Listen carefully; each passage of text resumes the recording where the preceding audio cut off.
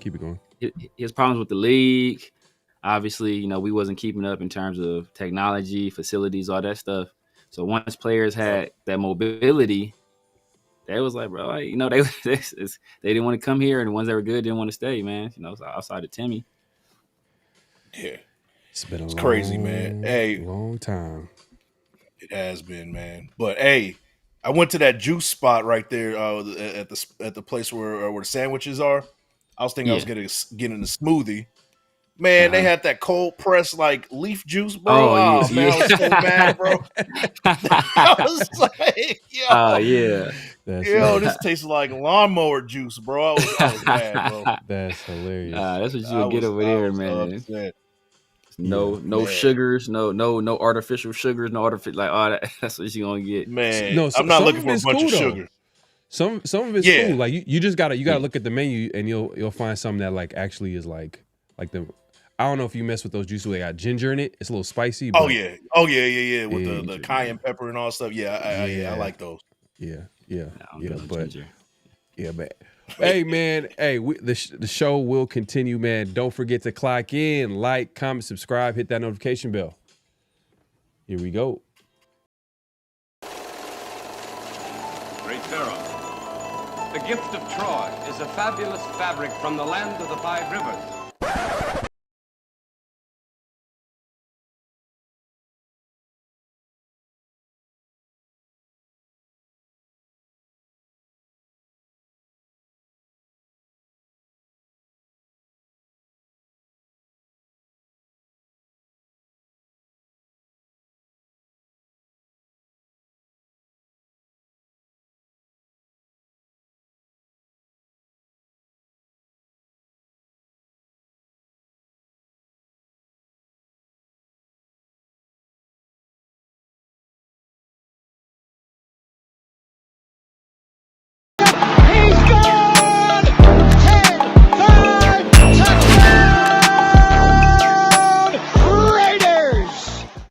Years ago, when we came to Los Angeles, I really believed that the greatness of the Raiders would be in its future.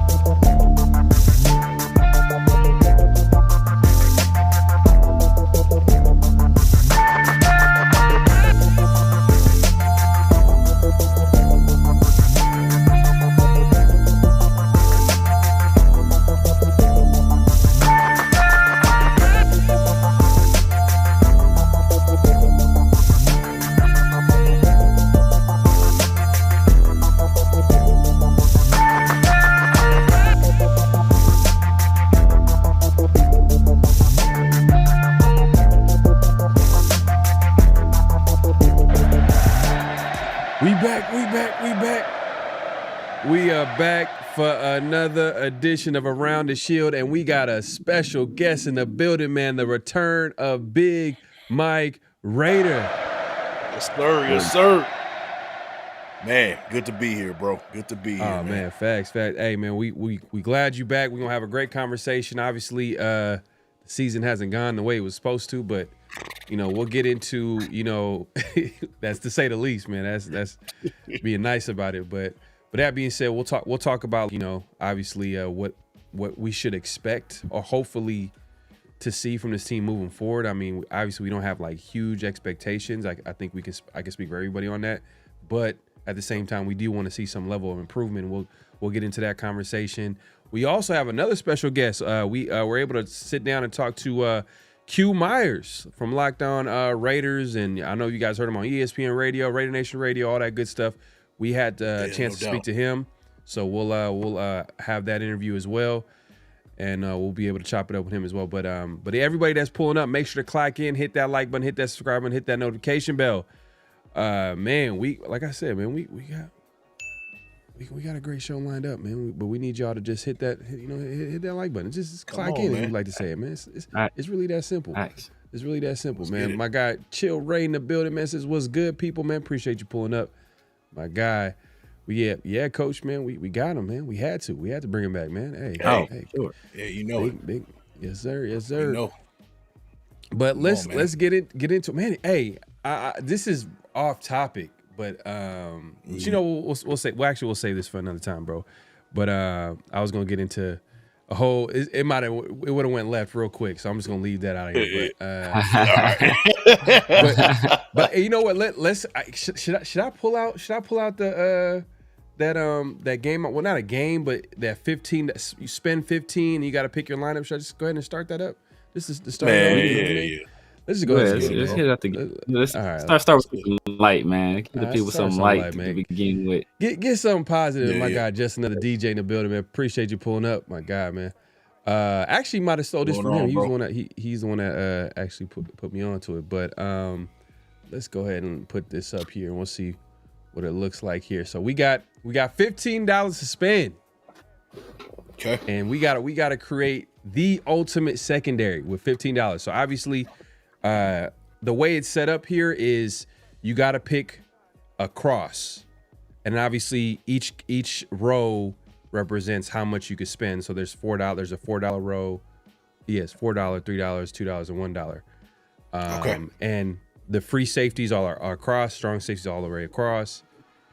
And those are the only ones. So, and the reason why I point that out, because it kind of gets tricky when you see like the nickel corners and some of the like the left corner and right corner. You can only pick who's ever in that section, the position section, all the way across. Okay. If that makes sense. Gotcha. So I'll give y'all some time to see who you guys would set up. Let me. I'll just start it off. To give y'all some time. Let's see. I gotta get Ed Reed in here, man. $4 right there. Gotta get Ed Reed. Okay. I gotta get Ed Reed. Strong safety. Troy. God, the safety's gonna be clean. Instincts is gonna be crazy in the secondary. Yeah. So I'm gonna get Troy. So that's 7. All right, that's 7. Let me see. Sanders. Can I go Sanders here? Man, this is where I feel like it's like The Price is Right. You hear people yelling like exactly at you right now. Yeah, I feel like it's some Price is Right stuff going on in the chat right now, man. No, facts. So I'm gonna go. Oh man, I gotta get Woodson. I can't. It's a Raiders show, man. I gotta go with Woodson.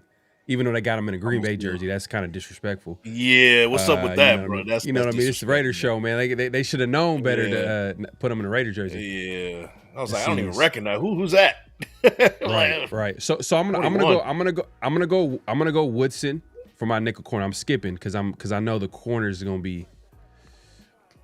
So that has me at 11. So I got 4 more dollars to spend. I'm going Champ. Give me Champ. And Champ Bailey, that gets me at 13. So I almost have to go either between Law and Samuel. Okay. I don't know if Law could play in today's NFL, but I think Samuel can. So I'm gonna go Sante Samuel. I'm gonna go Sante Samuel. So just to recap. Ed Reed, Troy Polamalu, Okay. Asante Samuel, Champ Bailey, and Charles Woodson. Okay. Put some respect on Ty Law, man. Put some Who respect. got on next? Ty Who got Law, next? man. Who got next? I'll let the guest go. Let the guest go, man. All right, Go ahead, do your thing, man. Big Mike. Come on. Well, if I was the Raiders, I would just get everybody in the $1 section and then wait till next year to Exactly, spend right? the money. Exactly. But this I is still what I'll got do, $10, y'all. Yeah, like, hey, I got $10. Just wait till next year when that list come out, man. We really about to do it. Bro, I'm a go with let's go with Ronnie Lott, $3. And then my strong safety, I'm going Lynch. So Oh, nice. yeah, I'm going with some hard hitters. And then we're gonna lock down at corner. So I got Sanders, then I got Bailey. And then we go on Woodson. I ain't mad at that. Think that's good. What is it? 5, 9, 11. Yeah, see, there you go. 15 right there. All right, so you went Ronnie Lott, you went Lynch, you went Deion Sanders, Champ Bailey, and what was the nickel again? Woodson. Woodson? Okay. Yep. I mean, Aeneas Williams, man, he was nice, bro. Aeneas Williams was bro. nice. Aeneas was one. I was looking at Aeneas. I was Super like, underrated. Yeah, super underrated. But this is one of these. This is a list you can't even go wrong. To be honest with you, You can't, bro. So you went for lockdown corners and physicality with your safeties. Yep. I went for and I went for more ball hawk football. Like instincts is crazy because Polamalu was crazy. His instincts was wild, bro. Yeah, like he was. But they were physical. I'll say Ed Reed, Polamalu were physical too. Oh yeah, right, I mean they're all well rounded. Yeah, exactly. But corners, I ain't mad at you, bro. You went lockdown. It's a passing league, so I get you. Yep. And you can't go wrong with Woodson. But Severe, man, it's all on you. So it's a tough decision because I have to make a choice. Who do I want? Which one of these guys do I want more? Obviously, one of them played for the Raiders, the other one didn't. So it changed my strategy a little bit, but I'm gonna go ahead and roll with it like this. I'm gonna go with Ed Reed. Then I shall go with Cam Chancellor. Okay. Then I'm gonna go with. I'm gonna go with Neon Dion. Okay. Then I'm going to go with Champ Bailey. Mm-hmm. And you know what? I think I have enough for Charles Woodson in that case. I think I got enough for Charles right there. So yeah, that's gonna be mine. So you went 4, 5, and then you went 9, and then you said you went with Champ 11. Champ and then Woodson. Woodson. Okay. That makes sense. Yeah, we locking everything down, bro. I was surprised you didn't go Revis. I was looking at Revis for a second. I'm like, is Revis? I was looking at Revis too. Modern day shutdown corner. He had such a short prime, though. I remember. Because I remember when Darrell went back to the Jets. Remember Terrell Pryor gave him 200 yards in the first half with the Browns. Mm-hmm. Yeah, he did. Could do them foul. I was like, eh. I mean, I feel like Champ Bailey longevity, man. You had a longer career with Champ Bailey. Yeah, and he was like the prototype. That's value. Like, yeah, he was. Ty Law was a dog, but I'm not sure if he would have been able to play because Ty Law was playing. He played in that era where you could be physical. Remember, they were starting to introduce those like ticky tacky calls on like bump and run, and you got 5 yards, and they were emphasizing that, and like. A guy like Ty Law took advantage of that. That was a lot of his game, his physicality at corner. But I don't know if he was better. He's not better than Dion. I don't know. He's not better than Revis. Champ Bailey, no. Me and DJ on the same sheet of music. Asante Samuel. Let's see. Was it more of a solid ball hawk? He wasn't a shutdown, but he's like today's corner, like that ball hawk, like exactly. Yeah. I mean, Darryl Green, man, if you're looking for value, and if you're also considering special teams as well, dude would do it for you too. So I'm just thinking outside the box. That's it. Not fact. Now Darryl Green was a man, fastest man in the league. How many years? How many times he won it? Man, he was in his 40s beating people. They still cooking people, bro. You know what? Curious because we basically obviously we're being selective on how we spend it. But if you had to like guess, like who is your favorite free safety out of here? This first row. My favorite free safety? Yeah, free safety. Ed Reed. Ed Reed. Okay. Yeah. Brian Dawkins for me is like, close number 2. I like Brian Dawkins. Yeah. Weapon X. Yep. The original. Man, that clip of who was it? It was a linebacker, Tequila Spikes. Oh yeah. Yeah. What do you say? Hallelujah. On the sideline. Man, that's just wild, bro. Like he was a crazy hitter. Strong safety. Who you guys got? Favorite there. I mean, Palomalu, but if Sean Taylor would have been able to play longer, it'd probably been Sean. But Sean was a beast. Yeah, I love Palomalu, but Lynch was my favorite. Too. He was one of my favorites too. Lynch was a dog, man. Yeah, I liked everybody on that Bucks team back in the day. Sapp and Derek Brooks and all them guys back there. Like they had a squad, bro. Underrated squad. Oh yeah, that's one of the best defenses of all time. I mean, they had like their run. I mean, literally to the point where they won a Super Bowl because of their defense, pretty much. Yep. And let's see, corner. We going here. Yeah. Deion. Deion's the easy one. Deion's the easy one. Yeah. Deion. Yeah, that's an easy one.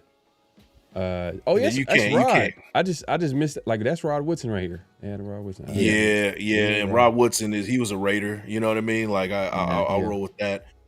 Richard Sherman is kind of overrated to me because he was only good in a cover 3 situation. Yeah. So and you play one side of the field too. Yeah. So not really a big fan of Richard Sherman, and I gotta give love to Champ Bailey. I mean, the dude was a shutdown, the last probably shutdown corner that you can argue and say that. I mean, him and Darrelle Revis were like the last shutdown corners ever. You don't have those these days anymore. It doesn't exist. Would you put Charles in there, or do you put Charles in that like hybrid role? You could put him in a hybrid role. Yeah, because hybrid. he was a solid corner and he played safety. So yeah. Because when he started out in the league, he was on the outside. He's on the outside, yeah. And then with Green Bay, they kind of like moved him around, used him as safety, probably nickel and like stuff like that. But I mean, Charles wasn't too bad too. But yeah, Revis, Bailey, and I remember, Severe, you were saying that Champ wasn't physical. No, he wasn't like a fit. Like no, he wasn't physical. Not in a run game. He was not in a run game. He was a good tackler. He was a good tackler. He was a willing tackler. A willing tackler. I was a willing good tackler. Yeah, I'll say that. Another guy we didn't give no flowers to was Rondé Barber, man. Man, I almost went Rondé with my picks, but I would have left money on the table. I love Rondé's game. Yeah, but he wasn't like you wouldn't put the same because you kind of like were shunning Sherman right for a second ago. Rondé Barber is kind of like the same kind of deal, like where he's a cover 2 corner. Yeah, I mean, but playing in the slot though is that's a different world over there. Yeah. I mean, correct me if I'm wrong. Dre Bly, like to me, he just seems like kind of a. You look at the history of corners, it's kind of a middle of the pack type of deal. Like he was good, but he's not anybody to Yeah, I don't think I'm spending $1 on him. You know what I mean? Like exactly, I don't know. exactly. Like, like you give me for 50 cents, bro. Like, you know what I mean? Like, and it's crazy. Aeneas Williams too. When I remember Aeneas Williams, I remember him with the Rams. With the Rams. I only remember with the Cardinals. The Cardinals. He played. I think he played for the Rams at the probably near at the end of his career. The end of his career. Yeah. The Cardinals. He was one of the best in the league, bro. Yeah, man. So that's the we're gonna keep this going. But that's pretty much our lineups. But we appreciate everybody coming. Darren Sharper still in prison? I'm just saying, bro. But I say, I won't talk about it. But Darren Sharper. Shout out to Darren Winning Sharper. the hardest hitting safeties in the league. Man, I think doesn't he have I think he still has the record for most pick sixes, or most I think was it? He has some kind of record. Defensive touchdowns, it's like defensive touchdowns. I think it might be defensive touchdowns. Might be defensive touchdowns. because I remember Charles Wilson was creeping on him. Yeah, was creeping on him. Yep. I think like Charles Wilson's like last one was like that fumble that he picked up and took all the way for a touchdown. It was in Oakland when they was playing in Oakland. Yeah. Seawood is one of the best DBs to ever play the game. Yeah, facts. Oh, facts. Oh yeah, facts. Man, come on. Yeah, but people be sleeping on Rod Woodson, man. People be sleeping on Rod Woodson. Oh yeah. Rod Woodson Woodson is like, when they talk about the greatest corners, his name don't get mentioned enough. When he was a corner, Rod Woodson was locked down. Yeah. See, his name, when we remember his name, is obviously when he played for the Raiders, but he was playing safety. But when he played safety, though, that first year he was all pro free safety. I mean, he had like 8 picks that year. We all remember that big time, what was it, interception or touchdown against the Broncos. Especially, man, that literally changed their season because they started 4-0, lost 4 straight, and then he had that big interception for a touchdown in Denver. I remember he was like, he had the gas mask and everything. He was out of breath. In Denver where the air is kind of like thin. Exactly. Yep. Champ was like 160 pounds, man, but he wasn't a bad tackler, bro. Like come on, man. He's a willing tackler. I'll never forget this because he one of the people. I think Dante Hall got him twice on what I consider the greatest juke of all time. When Dante Hall broke him off crazy. I think Dante got him twice. I think he got him the first time, and then Champ tried to get back into play, and he shook him again. Yeah, I remember that. He we talking about one tackle, came back, and then like did like a back. I can picture that play in my head, bro. Like, that was nasty. I mean, if we talking about DBs that got embarrassed, I mean, like we could pull up, Charles Woodson. Obviously, he had his moments. I mean, Grievous, he's had his moments. Everybody got their moments. Come on, man. Like, especially today's NFL, like it's almost like you're gonna get embarrassed in today's NFL with the rules the way they are. It's too hard. You're gonna get yours on a week-to-week basis. It's chances are good, just with all the rules that they got now. I'm trying to remember that pick Champ Bailey had against the Patriots in the playoffs is wild. Yep. Yeah, I remember that. That was a big shift in the game. That was a big shift in that playoff game. Because I think the Patriots were about to score and they were driving, and then Champ Bailey picked it off, took it to the house, flipped the whole game. So he has big plays, big time plays right there, man. We all knew it was the end when Champ got mossed by Torrey Smith. I'm not gonna lie, when Jerry Porter was like, he was getting on him a little bit. Remember, Jerry Porter had like that big 3 touchdown game against him. Was that the snow game or the snow game? That's like Jerry Porter's best game of his career. Oh yeah, for sure. That is crazy. Though. Somebody said it. Yeah, that is Barry Sanders did tear his ACL, bro. That's crazy. And then every time I think of John Lynch, though, I always think of Barry Sanders, like getting them on that run. John Lynch Barry Sanders did that to everybody. I don't know if it was that same game though, because John Lynch had a smooth like funnel hit on Barry. I might have said it might have been that same game, but he had a smooth like he caught Barry in the lane, and like very few people got that clean of a hit. Yeah, very few people got that clean of a hit on Barry. I was like, oh, that's when I was like, oh damn, this dude John Lynch is cold. Yeah, he's cold, bro. John Lynch was cold, bro. Yeah, man, that's one of when we talk about with him, it's like when you talk about the best safeties all time, you can't leave him out the list. Like, but it's hard though. Sometimes, like, do you ever get caught when you start thinking about players from back in the day? Like, do you think they could play in this era? Like, certain players would have translated, but certain players, I'm not sure if they would. That's why when we're talking about Ty Law, like, would he have been good? Today's NFL, like, I don't know, man. I don't know. I don't know, but like guys like Charles Woodson for sure, like Dion for sure, like Darrelle Revis, like for sure, Champ Bailey for sure. Would you? I know you described Richard Sherman that way. Would you say the same thing for Nnamdi? Ooh, because I know you said Richard Sherman was kind of limited because he played and he was like assistant. Basically, called him assistant player. Yeah. I mean, you could argue and say that because we went to the Eagles, he pretty much shit himself. It was like, damn, what happened to Nnamdi? Yeah. So If he would have did the same thing he did, with us, then you have something. But he kind of fell off when he went to Philly. Yeah. Nah, definitely. But to be fair though, it was kind of like the end of his A little prime, bit, yeah. True. You know what I mean? Like, because you remember the Raiders, like every year they were like franchising him, and then they finally was like, yeah, we're not gonna pay you like $20 million a year. Like, yeah, it's time to go our separate ways. And then he went to the Eagles, and then obviously he got exposed. But I think he probably could have. I don't know if his heart was still in the NFL, because I know he wanted to be. Now he's like all Hollywood like now. Yeah, he's an actor and all that type of stuff. So I don't know. See, the thing about Nnamdi is that like his success came in man.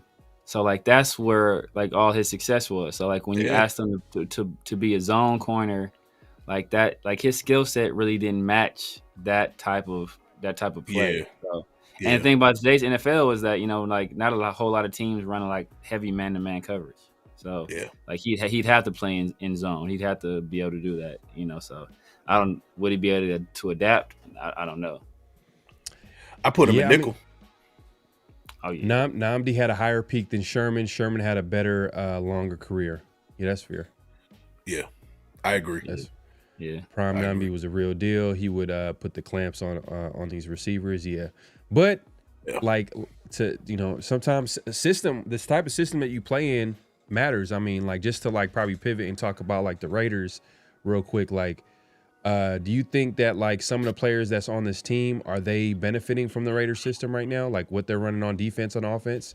Because it's been a struggling season. I mean, to say the least. I don't know, Mike, how you felt before the season about how the Raiders were going to be and what they were going to do this season. I know me and Severe were kind of like, our expectations were pretty low. I mean, outside of like maybe the offense could do something just because of Chip Kelly and most of the talent, emerging talent was on offense. Yeah. Yeah, I mean, do you think what the Raiders are running on offense and defense fits the personnel? I think they got too many people out of position. I think it could work if whoever's making these decisions need to be putting the right guys in the right places. First off, we're looking at Dylan Parham. He's on the wrong side at the guard position. Yeah. We got Jordan Meredith is playing center. He's not supposed to be playing center. Yep. Struggling at center. We got JPJ, who should be a center. And then you look at the defense, and you got Isaiah Polamalu, who should be, in the box. He should be doing more of that. So, to me, I think that it's just there's too many people that are out of position. So it's hard to say that the scheme isn't working. Now, what I will say is that Pete Carroll is his time has expired. I'm not calling for him to be fired, but I am saying that probably at the end of the season he should probably retire. It's time. It's time to move on. And I hate doing that because I love continuity. But what good is continuity when you're 74 years old and we're in a rebuild? Exactly. It's not a good look, right? And that was kind of my hope at the beginning of the season with Pete Carroll was, all right, well, you're coming here, you're 74 years old. You've proven over years that, you're a winning coach, right? You did it at USC. You did it with the Seahawks. Okay, you're going to come in here bring that special kind of culture that we've seen in years past. He seems to be just kind of past his prime. He lost his fastball. Whatever it may be, it's not there anymore. That magic isn't there from Pete Carroll. So, and that's the struggle that we're having right now. What do you do with somebody who's 74 years old that he's past his prime? I'm not saying he doesn't know how to coach anymore, but he's making a lot of bonehead decisions, right? Putting his people, putting his family in key positions. The line, it's not good. The quarterback coach and things like that, where we're struggling the most, So I don't know, man. I think that it's time for him to move on. I think as far as Max Crosby goes, man, I don't want to give away too much of my firepower, but and this is for everybody in the chat. We need to stop saying nobody's bigger than the Shield, right? Well, the way I see it, Max Crosby's bigger than the Shield, and I'm talking about the Shield circa 2003 to 2025. You know, this the same Shield that is a commitment to ineptitude, right? We haven't won. We haven't had a winning season. We had two winning seasons in a 20-year span. We haven't won any games that are meaningful. And then when we do suck, we suck at sucking. We can't get the first pick. We lose we lose games. We win games that we weren't supposed to win. So we're even sucking at winning. Yeah. We're at losing. We're sucking at losing. We're sucking at winning. Then in the offseason, we're sucking at the free agency. Like, it's funny that you say that, because I'm like looking at players who I think are going to be available where the Raiders are going to pick, because I'm not even expecting for the Raiders to get the top pick or the top 3 pick or the top 5 pick. Yeah. I'm expecting them to get just to be outside of that, just because number 8, you know, or that's something what like that, right? Like we expected it last year, and then we all seen what happened, and then, you know, we've seen it in the years past where we're like, we just missed out. So I'm looking at other players like, all right, this guy, I think he could be here. He could be a good player. Maybe the Raiders could target him. You know what I mean? Oh, this is a good edge class. Oh, okay, we might be able to target offensive line. To your point, Severe, like you were saying, I think we talked about it before. Like, we were talking about the offensive line, offensive tackle, but some of these offensive tackles, they might be better guards. You know, some of these guys might be better guards than offensive tackle, which, to be honest, we might need a guard. You know what I mean? Because Parham's a free agent. I don't know how you guys feel about the Jordan Meredith experiment. JPJ, does he need to go back to center? Like, there's a lot of moving parts here. And, like, if that's the case, then that means it opens a guard spot. But then you could probably say if we grab a tackle, then we can move Glaze inside. So there's a lot of different ways that the Raiders can probably, like, upgrade the spots.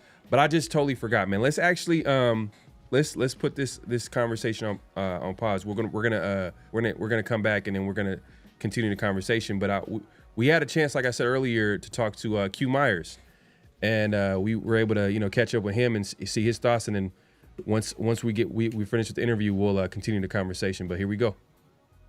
Oh. RaiderNation, we got a special guest in the building. We got yours. We got Q Meyers, man. We have a big time guest today.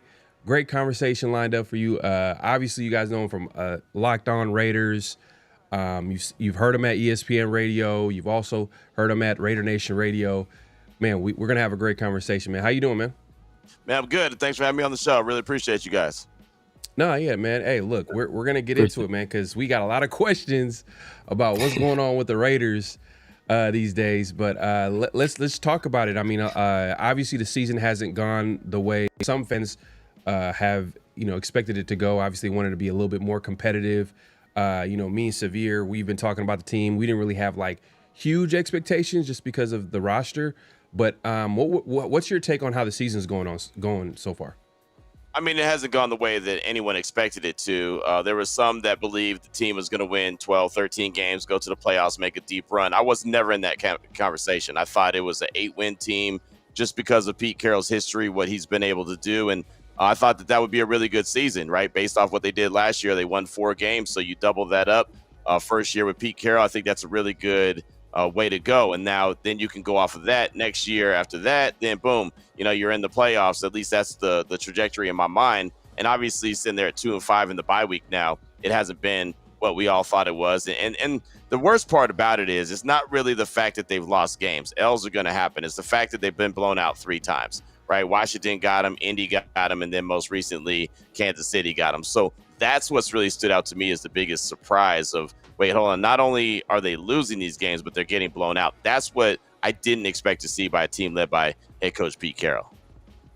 Yeah, no, definitely. I mean, can you kind of like fill us in as far as like how do you make sense of a hire? I mean, we've obviously, it's what is done is done. The Raiders obviously hired Pete Carroll, but at the time we kind of questioned it because, you know, how old he was and like where we kind of seen where the roster was at. We felt like there were a little bit of ways, and Pete Carroll, at his age, you would think that he probably would want to win now based off his resume, where he's coming from.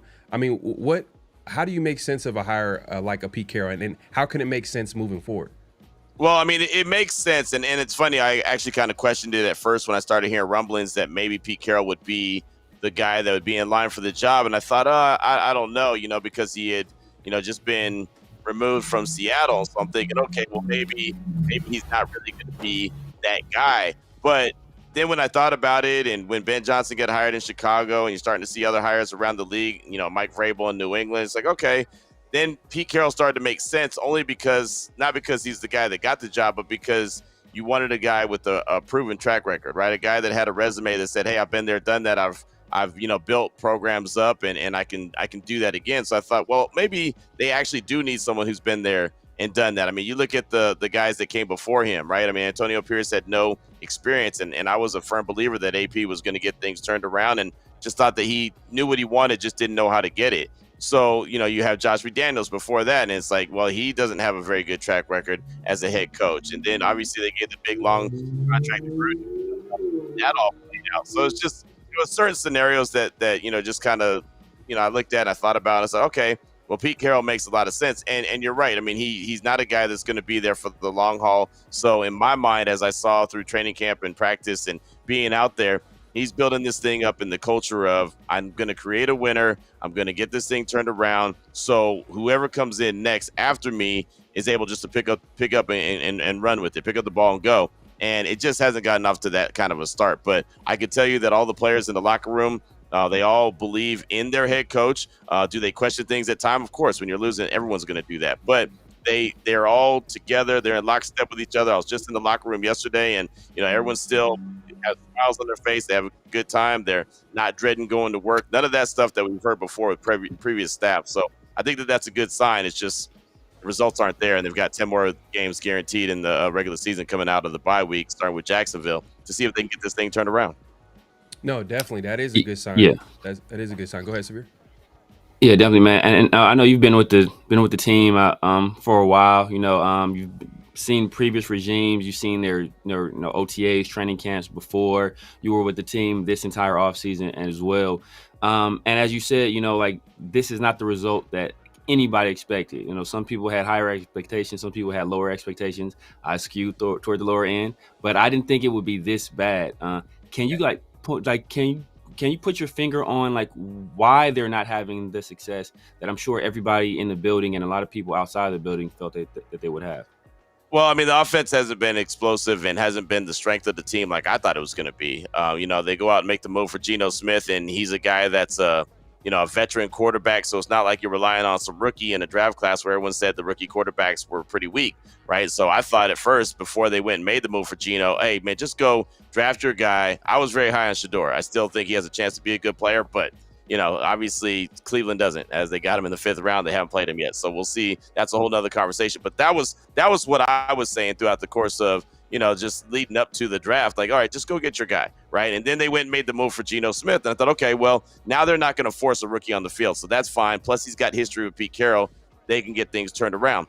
Chip Kelly, they bring in as the offensive coordinator. Okay, well, you saw what he did at Ohio State, just winning the national championship, and we know what his offense has been. So I'm, in my mind, thinking this guy is going to be able to set these players up to do what they do really well. They draft Ashton Genty. So, okay, now they're going to have a strong run game, right? They're going to have a quarterback that is more than just a compliment. He's a guy that can actually play at a high level. They've got Brock Bowers. We saw what he did his rookie year. They've got Big Mike, who hasn't been used at all in his career to the point where we thought he was going to be. Jacoby just came off a 1,000-yard season. So in my mind, everything makes sense. Trey Tucker's got speed. They draft Dante Thornton. He's got speed. Jack Besh, he's tough as nails.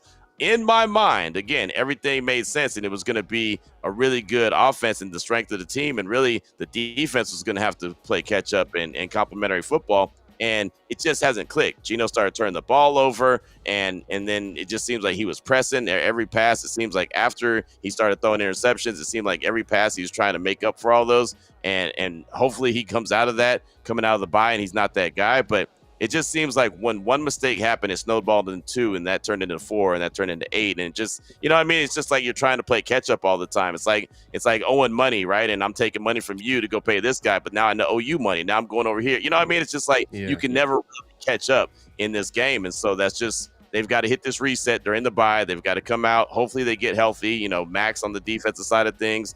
You know, hopefully they get all their guys back. Isaiah Polamalu's another guy to pay attention to. Is he going to be back after the bye? And then obviously their weapons on offense that were banged up as well. So and Colton Miller goes down. That's your left tackle. So then you got Stone Forsythe in there. So again, you can't make excuses. Every team deals with injuries. Every team deals with adversity. How do you deal with it better? And how do you overcome that? Raiders are still trying to figure that out. Yeah, you know, it's interesting because we agree. We agree 100% because we just had this conversation the other day, like how the disappointments that we had with the season and how it was going, and obviously the offense was something that we expected to at least be better than what they're showing now. But one of the things that came up was Chip Kelly. You know, I kind of said before the season, I'm like, hey, Chip Kelly might be the biggest X factor on this team because if he can get this offense rolling, if he can catch the NFL by surprise, you know, hey, watch out for the Raiders early on. That would be probably my, I guess, explanation of how the Raiders can actually be good this season or at least be competitive. You explain it's a lot. There's a lot going on with the team. But what have you seen from Chip Kelly? Do you still have those expectations? Like, is he a good OC, or do you think that they might have to make that change maybe after the season or evaluate that offensive coordinator? I know he's the highest paid OC in the NFL or of all time. Yeah. I think. I think he's a good OC. I don't think we've seen enough yet. I mean, if that makes sense. I think that he has the ability to be a really good offensive coordinator. I think him being a head coach, that's another story. But I think that him being an OC is probably what he'll do best. He just hasn't gotten to his bag. And I don't know why. I can't tell you why he hasn't gotten into his bag. But I do expect him at some point to put it all together because he has the weapons. I mean, I was one of those that when they were talking about bringing in a veteran wide receiver, I was like, why? You really don't need one, right? You've got weapons. But the thing about this Raiders team, the reality is they have depth, or they don't have enough depth. They have top end talent, but they don't have, real strong twos and real strong threes. And you know what I mean? So when they have guys go down like a Brock Bowers, who is their number one target, when he goes down, and he's been compromised since week 1, and now he's missed 3 games in a row. I mean, then all of a sudden your offense is totally changed. And then Jacoby Myers goes down last week against Kansas City before he, never gets on the field. And it's like, whoa, your number 1 and number 2 targeted are down. And then, for some odd reason, you don't have a heavy emphasis on Ashton Genty. Like, if I went into the game knowing that my number 1 and number 2 are not playing, I'm feeding that young man hey, man, look, it's Thanksgiving dinner, right? You're getting fed all day, right? And if Kansas City loads up the box to stop you, fine. I'll let them do that because then at some point I can throw over the top and I can hopefully beat you. But that just never was the game plan. He got the carry on the first snap, and then that was it. It's like, wait, what's going on? He ended up the game with 6 carries, and obviously it got away from the Raiders pretty quickly. I just don't think we've seen the best of Chip Kelly. I don't know if him and Pete Carroll are 100% on the same page as far as the plan of attack. I mean, we all know that Pete Carroll loves to run the ball, and he's made subtle comments in press conferences, specifically when I asked Pete about how do you settle Geno Smith down? How do you get him comfortable in this offense? And, he started to talk about it, and then, hey, now look, he's not calling the plays.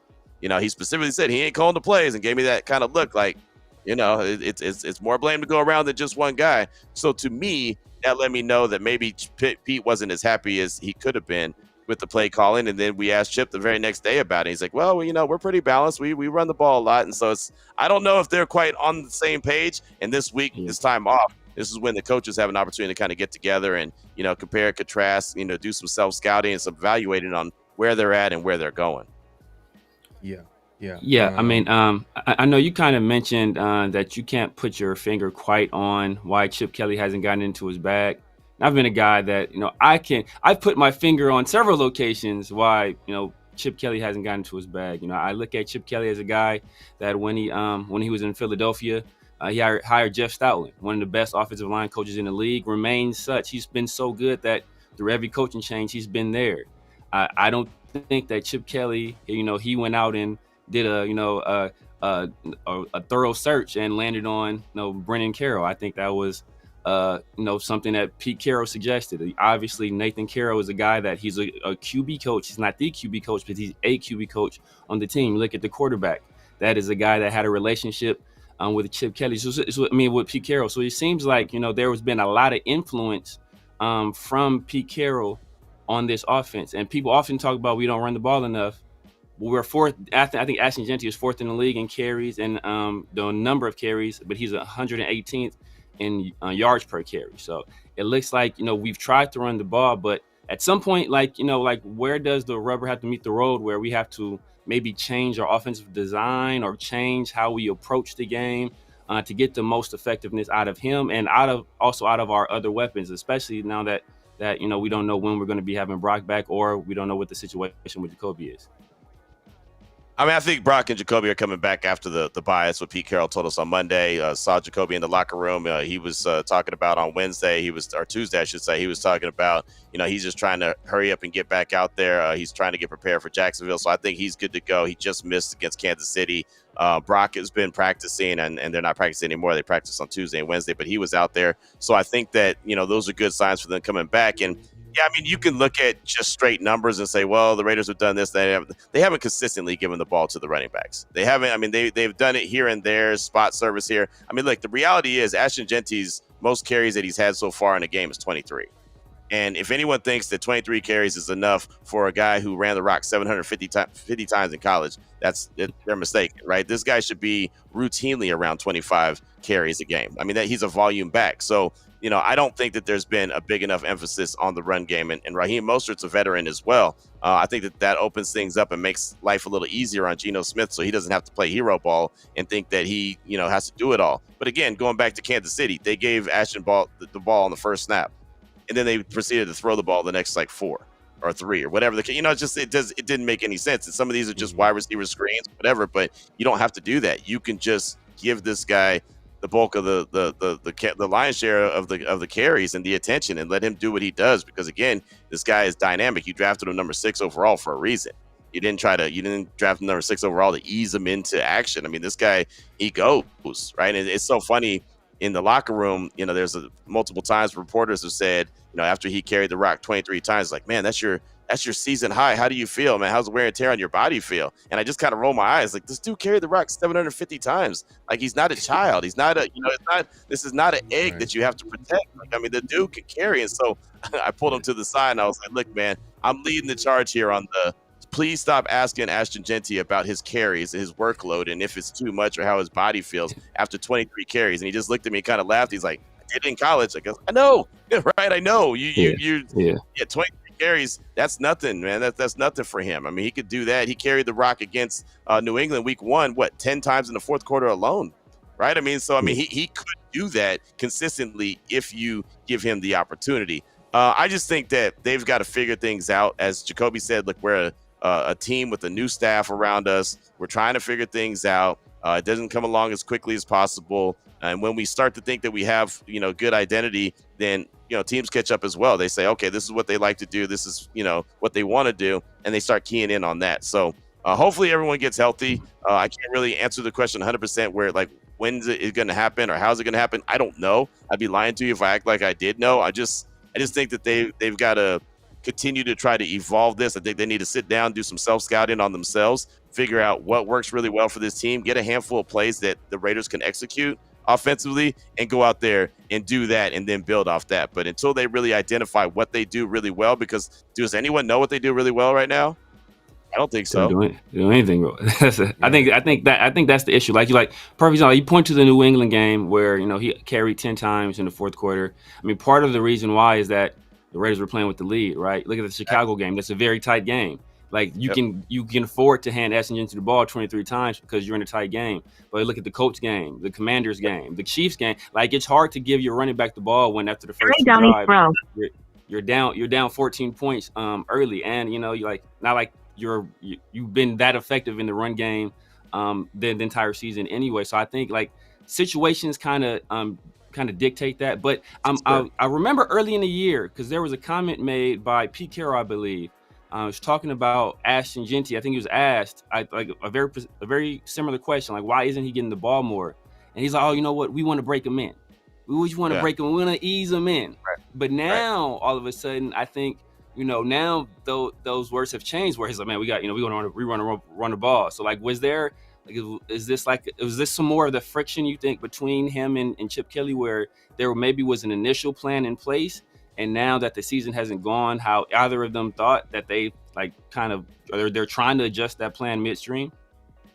I mean, maybe. I remember when Pete Carroll was saying that. Chip Kelly said it as well. We're trying to get him into it and ease him into it and not give him too much of a workload. We're trying to get him to the finish line. And I'm like, yeah, that's good in theory. That's great to try to get him to the finish line, but can you get to the starting line? Right? Have you got to the starting blocks? Like, don't worry about the finish. Worry about the start, right? And get this guy lathered up. Again, you didn't draft him in the second round. You didn't draft him in the third round. You didn't be a complement to your offense. You drafted him number 6 overall to be your offense, right? I mean, in my mind, my vision of this team was a heavy dose of Ashton Jeanty in the run game, the downhill running game, and a heavy dose of Brock Bowers. And everything else was going to be built off of that. And if you get the running game going and established and you give them the rock a lot and every team knows that, hey, man, we're going to have to deal with number 2 a lot throughout the course of the game, then that's when play action pass becomes that much more effective. And that's when Brock opens up. That's when Jacoby opens up. That's when Big Mike's down the seam. That's when you take shots at Tucker and take shots at Thornton. Like, everything evolves off of the 12 personnel that, we've been talking about for a couple years now, right? The couple tight ends out there, just and the strong run game. It just hasn't got there for one reason or the other. And I can't tell you why that is. I don't know why it hasn't evolved that way outside of, I know guys aren't there. Colton's down. Mike Mayer misses a couple games due to concussion. Brock's been banged up. Jacoby misses a game. It's just for one reason or the other. Again, it just seems like a whole lot of snowball effect and a lot of bad things to happen for the team. And it results in them being 2-5. But, again, the biggest thing to me, my biggest issue is not, why they're losing games. It's the 3 blowouts that really have bothered me the most, because those I just didn't see and think were going to happen with head coach Pete Carroll. Yeah, man. And I just to piggyback on what you were saying about Ashton Jeanty's usage, and that was kind of one of my criticisms of Chip Kelly. It's not even about like how much, it's just like they're not utilizing their best offensive weapon, especially with Brock Bowers out. We all know Brock Bowers is probably their best offensive weapon. And it's just like, once he got out, it's almost like they don't really know what to do with Ashton Jeanty. I mean, we heard all the talk throughout the offseason about, getting him the ball in the pass game. And we've heard all these good things. And I'm sure you were there too as well. And you're probably seeing it firsthand and seeing Ashton Jeanty running routes and all this. And I just feel like they have really in my opinion, they've done a really bad job as far as getting him in space where I think he is special, where he can break those tackles, where he can probably create explosive plays. We just haven't seen that yet. I don't know if they're maybe, and to Severe's point about, how Chip Kelly uses the running back position. I mean, if you go back to his college days, I mean, with Ohio State, he had a couple of running backs. So it's easy for him to just go back and forth. But like with the Raiders, you got Ashton Jeanty, and Ashton Jeanty's a feature back. And you got a Pete Carroll who obviously, is used to having that number 1 guy. Like, I'm just hoping that Chip Kelly can figure it out moving forward to see like what they can do. But I'm like, is you think there's a disconnect on how to use the running back position with Chip Kelly? No, I don't think I think he knows how to use the running back position. I just don't think he's using them the way that we all expected him to, right? I mean, again, I think Ashton's receiving out of the backfield is a lot underrated. I don't think people realize how much he can catch the ball in the backfield. You saw that really good wheel route that they ran in, what was that, week 2, week 3, or whatever it was. I can't remember at this stage of the game, but a really good wheel route. He can do that. He can be effective in the passing game. He can be effective in the running game. He's literally, as Kirk Morrison joins my radio show every Monday, he's a 20-5 guy, right? 20 carries and 5 catches a game. Like, he easily could be that dude every single game. You don't have to ease him in. You don't have to worry about it. You don't have to coddle him, right? He's a grown man that could do some grown man things. Ask the defenders that are trying to bring him down. He's not an easy tackle, right? I mean, he's could be that guy. He should be the engine to your offense. He should be exactly what you build this team around. I'm sure that there's going to be a lot of conversations had in the bye week. That's what it's for. Sitting down and saying, this is what we did well. This is what we didn't do well. How do we adjust it? That's all they could do at this stage of the game. Like, they can't go back and fix Washington. They can't go back and fix Indy. They can't go back and finish what they didn't start at Kansas City. Like, they can't do any of that. They just have to do it moving forward. So that's what they hopefully are working on. Again, they had a couple days of practice this week. The guys are happy to get away from football for a couple days and clear their mind and come back next week and get ready for Jacksonville. That's literally all they can do. So we'll see how it continues to evolve. I don't think that Pete Carroll, I don't think his age is a problem. I think Pete Carroll's a hell of a football coach. He clearly, he's probably forgot more football than most of us will ever know. So I don't doubt that at all. I've seen him build programs before, whether it was USC, whether it was Seattle, whatever the case may be. He can get it done. It just hasn't happened yet. And as he said multiple times, he's surprised that the team isn't further ahead than they are. And so hopefully they get this thing figured out. And if they don't sooner rather than later, then you'll probably see them go into a full rebuild mode. And then who knows what happens after that. And so it's kind of, it's kind of one of those, difficult conversations, right? I mean, are you trying to build for the future? Are you trying to win right now? And what it felt like to me from the jump is the Raiders were trying to do both. And that's just not easy to do. It just isn't. Well, let's talk about it. I mean, we obviously the Raiders are on a bye week right now. Do you think moving forward, we're going to see a lot of the young guys kind of get some snaps? Because that's kind of been an issue throughout the season where we're like, why is Jack Bech, your second round pick, not really getting into the game? I mean, as of recently, I think he's been getting more snaps, I think more than Dante Thornton. But like moving forward, do you see some of these, rookie D linemen, are they going to be active on game day now? Like what is your outlook on this season? Yeah, I mean, they could. All right. I do expect to see more of the young guys get some burn, in the second half of the season. And it's theory, the second half, because they have 10 games. But, I think that you'll start to know what the feeling is inside the building of this season by how much burn they get. Because the reason why you play veterans is because you're trying to win right now, right? The reason that you play the young guys is you're trying to get them some experience and hope that they can grow into the players that you want them to be at some stage of the game. So when you're trying to do both at the same time, it's hard to get Jack Bech out there and have him play a whole game when you have who's he's taking the snaps from? Jacoby? Is he taking his snaps? Well, then what are you doing with Jacoby? Who's taking, this insert, who's taking Adam Butler snaps? Is Tonka Hemingway taking Adam Butler snaps? Is he taking Jonah Laulu snaps? I don't think so. So, you know what I mean? So it's like a fine line. Like everyone wants to see the young guys play. The one guy I will say that I think should be playing is Darian Porter, and that's only because Caillou Blue Kelly was struggling. But then you saw Eric Stokes. He went down. And Eric Stokes is having a quiet, good season. I think he's playing some good ball at the one corner position. So when Caillou Blue Kelly, is struggling, then I think Darian Porter should be in there. I expect to see him, probably a lot more coming out of the bye week just because, like I said, Caillou's been struggling. But outside of that, I mean, who are you taking snaps from? That's whenever people always say that, the young guy should play, I don't disagree, but I just say, how are you going to replace him? Right? Whose spot is he taking? It's like when you have a top 10 conversation. Well, this player should be in the top 10. This player should be in the top 10. Okay, cool. Who are you taking out? Right? I mean, it's easy to throw someone in, but you can't have a top 10 and have 15 guys. So who are you taking out? That's the conversation that you really have to have. Like, okay, you want to do this.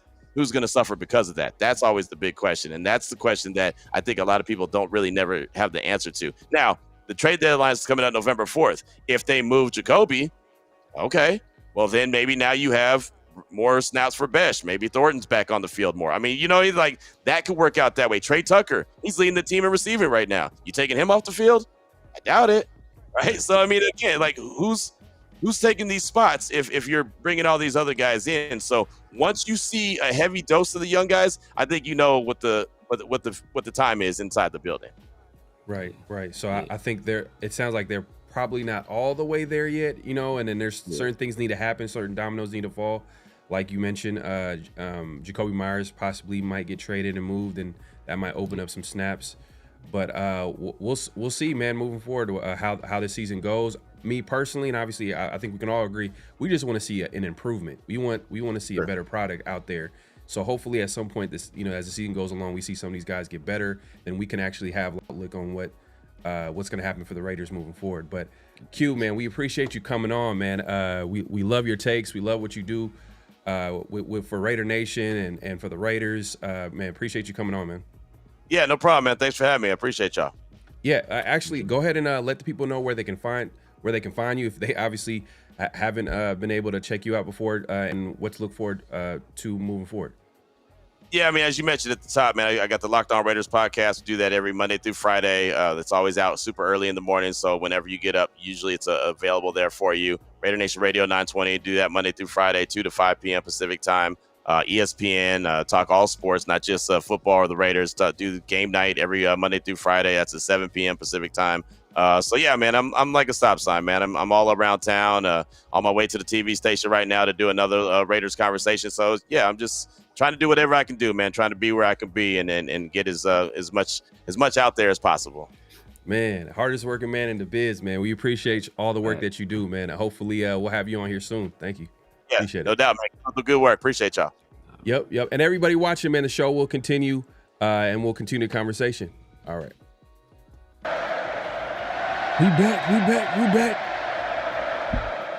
We are back, man. We back to continue the conversation, man. Salute to Q Meyers, man. Great conversation. He was able to fill us in as far as his thoughts on the Raiders and, you know, what it's going to look like moving forward. I mean, we'll see how it shakes out. I know, like, a lot of Raider Nation was kind of like, you know, they've been disappointed with the season and how it's went. But before we do anything, man, make sure to clock in, hit that like button, hit that subscribe button, hit that notification bell. We appreciate everybody coming through. Raider Way, he had some jokes earlier. He said something about, I think Severe wants to see more of Tommy Eichenberg. I mean, is that that might be? First of all, Oh yeah.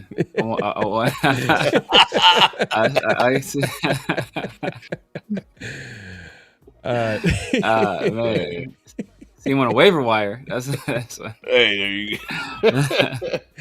Damn. Nah, but for real though, like, who's like, if we can, Mike, if let's start off with you. If there's one player that you want to see, like, improve, or you want to see more of as far as their game as the season goes along, who would that player be on offense or defense?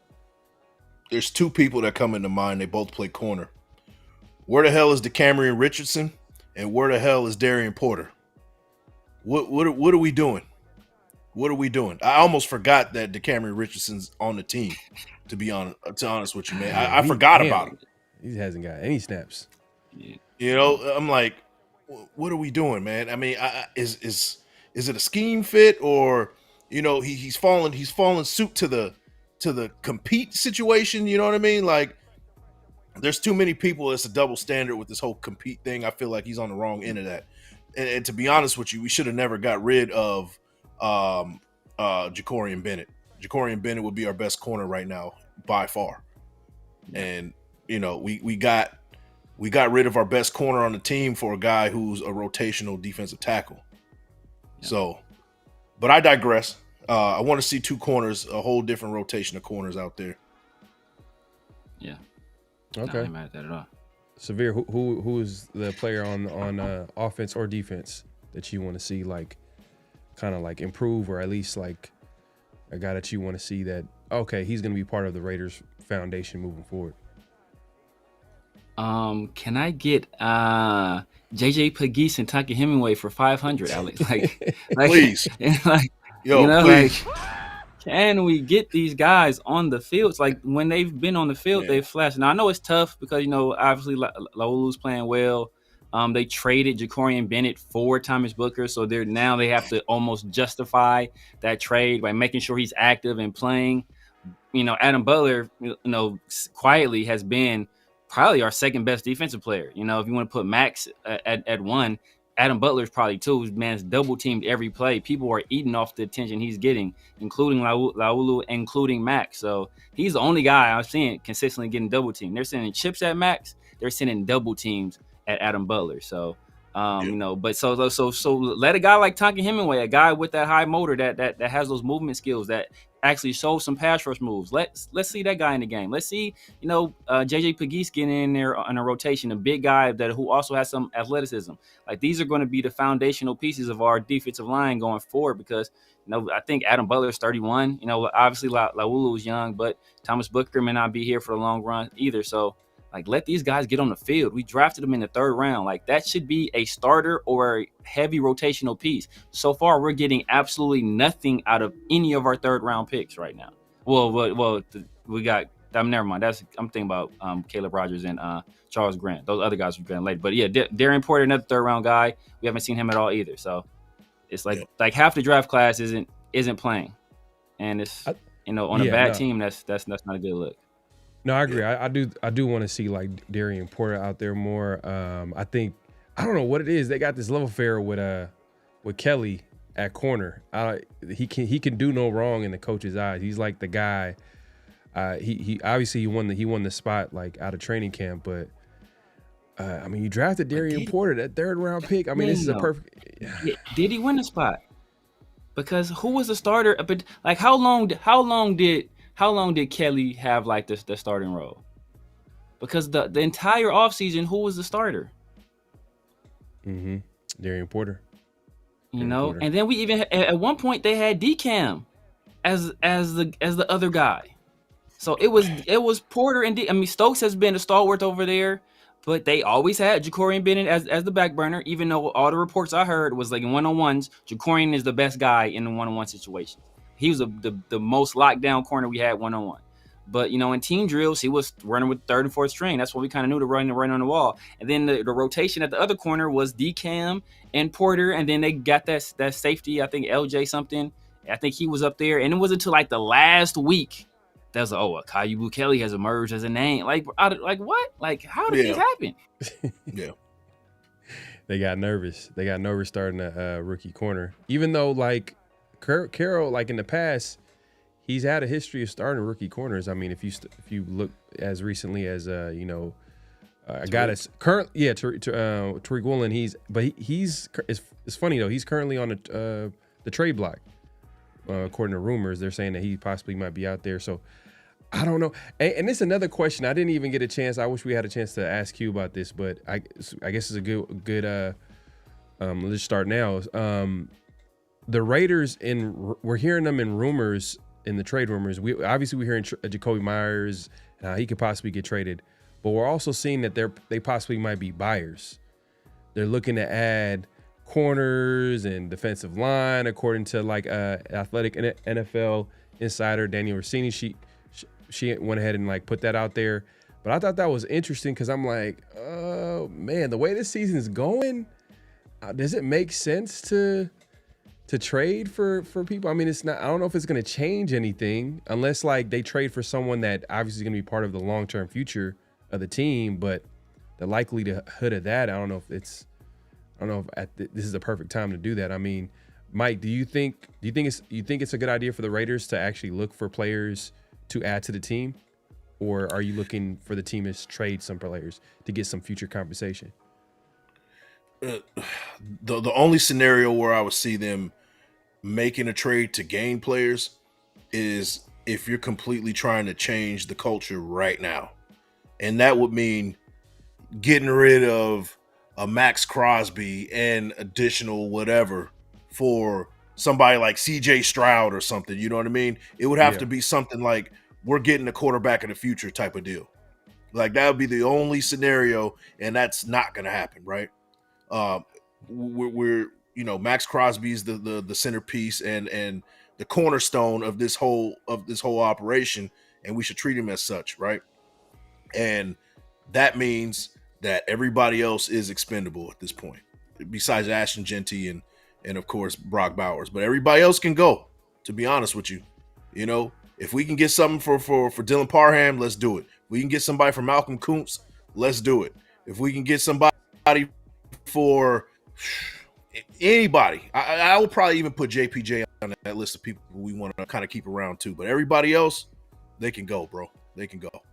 Man, speaking of JPJ, I heard. Well, I want to say there's nothing concrete, but people are kind of putting that in the universe right now. They're saying like, can JPJ be a guy that they possibly trade? I would hate to see that. I think that would be the dumbest. I want to say the dumbest move, but I just feel like, how does it make sense? You got a young. I'm not saying that he's perfect. I'm not saying he's playing great football, but he's still a young interior offensive lineman, talented offensive lineman on a rookie contract. Like it wouldn't make sense to trade him away. Like, especially if we're being honest, like I don't know how long this coaching staff is going to be here.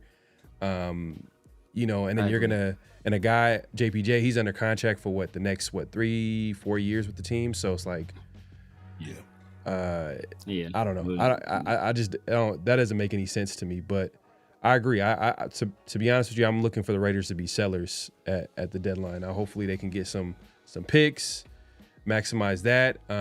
My guy Raider Ray says it's a complete rebuild. We'll see what the Raiders do after the bye week, because you think that first game out the bye week will say a lot about what the team feels about the season moving forward.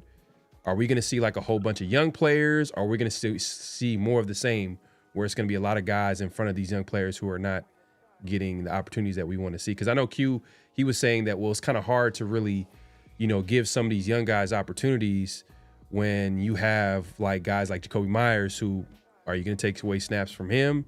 I mean, because I know a lot of people were like asking for Jack Besh to get some opportunities. And that's a guy too, by the way, too, that I want to see improve as the season goes along. Because we got to see, because if he's not improving, or if he's not, it doesn't look like a good pick. I mean, it might make sense to keep Jacoby Meyers around if he's not that, I know they spent that second round pick on Jack Besh, but like, we got to figure out, is he a good player? Like, we don't even know that. We don't know anything. Yeah. Yeah. I will say this. We don't have any number one receivers.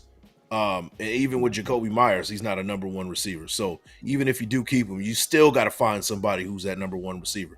Jack Besh will never be a number one receiver in this league. Exactly. Dante Thornton will not ever be a number one receiver in this league. So you got to go looking for somebody who's going to be a game breaker on the opposite side of Brock Bowers. You need to do it. Yeah, man. No, and it's funny that you say that before you chime in, Severe. I was looking at like I don't know what came up. It was on social media, and they were like showing like the best. I think it was like the best play that Devontae Adams had as a Raider. Then I was looking back, like one of the best throws that Derek Carr had, and one of the commonalities in both those plays was a number one receiver, or at least a talented number one, maybe high-end number two in Michael Crabtree. Then you got Devontae Adams, which I feel like the Raiders don't have. They don't have – both those players are not on the roster currently. Respect to Jacoby Meyers, but I think Michael Crabtree is a better player than him. Obviously, we know Devontae Adams is he's marginal, though. I don't think he's, like, way better. I think he's way better. I think he's marginal. But, I think he can be better if he had another guy with him. He can't be focused as the guy, because even with Michael Crabtree, there was for a second Amari Cooper on the other side. Yeah, I don't know. I don't know if you could say marginal when he's been productive more years than not than a Jacoby Meyers. I mean, I understand he had like 1,000 yards with a no quarterback, but I mean, like if you look at like some of Michael Crabtree's productive years, some of it was in San Francisco. And would you say a top 10, 15 quarterback was there? I don't know. Who was the quarterback at that time? Alex Smith? Alex Kaepernick? I mean, that's like those comparison. You comparing those dudes to Bailey Zappi, and that's a rookie Mac Jones. Like it's not a comparison. The second he got in a situation where he was getting targets, with not even semi-competent quarterback. It's still bad quarterback play. He started the year as a number 3 guy, then finished the year as a number 2 guy behind Brock, and missed games due to injury. Still put up 1,000 yards. So I mean, he's got opportunities. He was productive. So I mean, like I said, it's marginal. I think Michael Crabtree is like a better talent, but Jacoby's probably one of the best route runners in the league. One of the best blockers at wide receiver in the league. Well, not this year. Traditionally in the past. Obviously has some of the best hands in the league as well, which Crabtree did also. So he's just a different player. He's not really a jump ball player, so he's not going to like Crabtree was. He was a master of he get in the air. He can make some acrobatic catches. You don't really see that much out of Jacoby. Jacoby's just a precise guy. He does most of his work on the ground, but we don't have a quarterback that's delivering accurate passes on time now, so it looks a little bit different. But I mean, it's I think this Jag game is going to say a lot. Not necessarily for first of all, like if the Raiders are putting out this nonsense that they're buyers and sellers, that's the stupidest thing I've ever heard in my life. Like, how can you be a buyer and a seller? Like that's stupid. Like, bro, you one at this point you got to be one or the other. Like you either think you can win this year, which if they do, they're idiots, which I hope they're not going in that direction. The only way I see us making trades and acquiring players is if it's player for player swaps. If we have any trades involving picks, fire everybody. Get rid of everybody in the front office. Mark Davis sell the team. Tom Brady, you sell your portion. Have your boys sell. Like, get rid of everybody because we're not in a position to be giving away picks, bro. Like, we're just not. Like, like this point, we need to be hoarding as many picks as possible. So I can see us being sellers, but this Jag game is going to say a lot because I don't think we're going to play young players in the Jags game. I think we're going to go do exactly what we've been doing, and we're going to see right now, has this team quit on Pete Carroll? Depending on their, looking at their effort in that game, we're going to know for sure, do these guys think that Pete Carroll is the guy that can lead them to not necessarily the promised land, just to winning? And if they come out with the same type of effort that they came out against KC with, then we already know the answer. Oh, yeah. I got a question for y'all. Do you try to trade Michael Mayer now? Because the future is Brock Bowers. The future is Brock Bowers. What's the point of trying to hold on to a second tight end of his caliber if you know eventually you're going to lose him? And his values at the highest is going to be right now. Would you include that in the trade? I think I'd trade him right now, to be honest with you. What can you get for Michael Mayer? I mean, what is he? Probably I mean, he hasn't been like super productive. Yeah. Fourth or fifth, but next year that fourth or fifth might be a 6th or 7th. That's what I'm saying. You got to strike when the iron's like lukewarm. That's about as good as it's gonna get, right? You know what I mean? I don't want to say when the iron's hot because he's not like a hot commodity, but he could do better elsewhere, I think. And then you get value at its highest right now. He's a marginal. He gets the job done at the tight end position. Probably would be a better tight end elsewhere. Maybe feature him somewhere else. And you get 4th or 5th round pick. Man, it sucks too because like we've all last 2 off seasons, all we heard was 12 personnel. How that's going to be like a big, advantage for the Raiders, and how but due to injuries, quarterback play, we just haven't been able to see that through. I don't know. I don't know. I mean, Jacoby, yes, just because like if they're not going to sign him to a contract, we might as well get something for him, and I think they can get a guaranteed pick. But Michael Mayer, oh man, I don't know if we're gonna get any value for him. I think there's gonna be teams that are gonna try to like lowball us for sure, because they're gonna be like, oh man, what has he done? I mean, he missed the entire season last year, and he had a concussion this year, and he just had. Yeah, you're right. I don't know if it's gonna make any sense. Yeah, it's just one of those situations where it's like, internally they have to know what the plan is with Michael Mayer. They know that if they figure or they feel very confident that he's going to be around, he's going to want to come back to the Raiders if they try to sign him, because he's a 2nd round pick. So then I like to have a team option on him. Right. And that they're actually going to, utilize him and get the best out of him, because they really haven't thrown him the ball a lot this year. He really hasn't been that great in the run game as a blocker this year either. Man, that's the problem. That's the problem. His hairline too good, bro. Pete Carroll, look at Brock Bowers' hairline, trash. Dylan Lobby's hairline, trash. Michael Mayer got a full head of hair, bro. He's he out of here. He out of here. It's like it depends on what we can get for him. If we can get, like I said, if we can get a 4th or a 5th for him, it might be a better situation to take that now.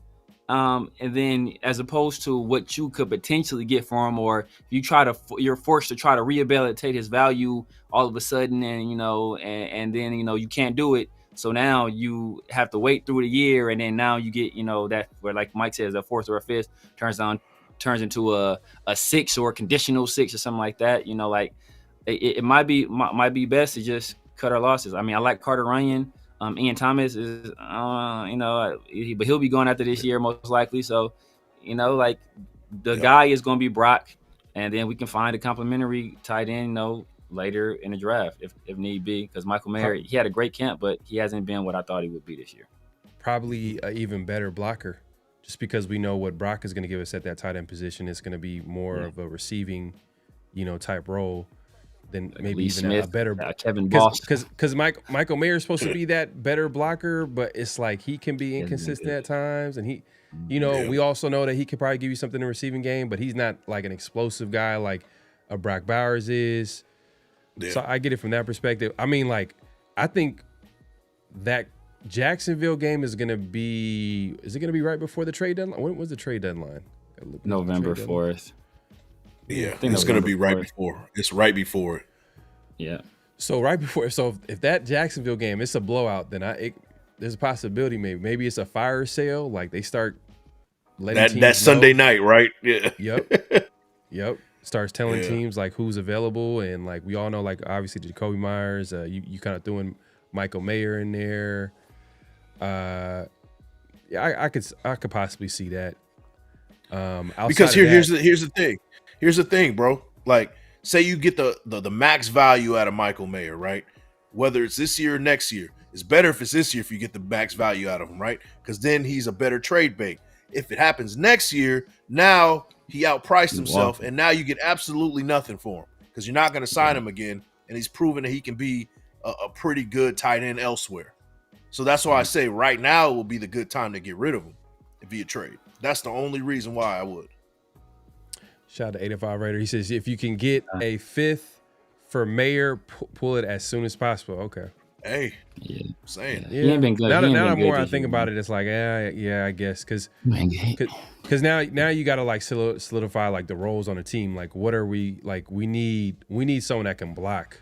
We need guys that can block. You got Genty and Bowers. Those are your two best offensive weapons. You need to start building around them, and you need to get guys who can obviously complement them.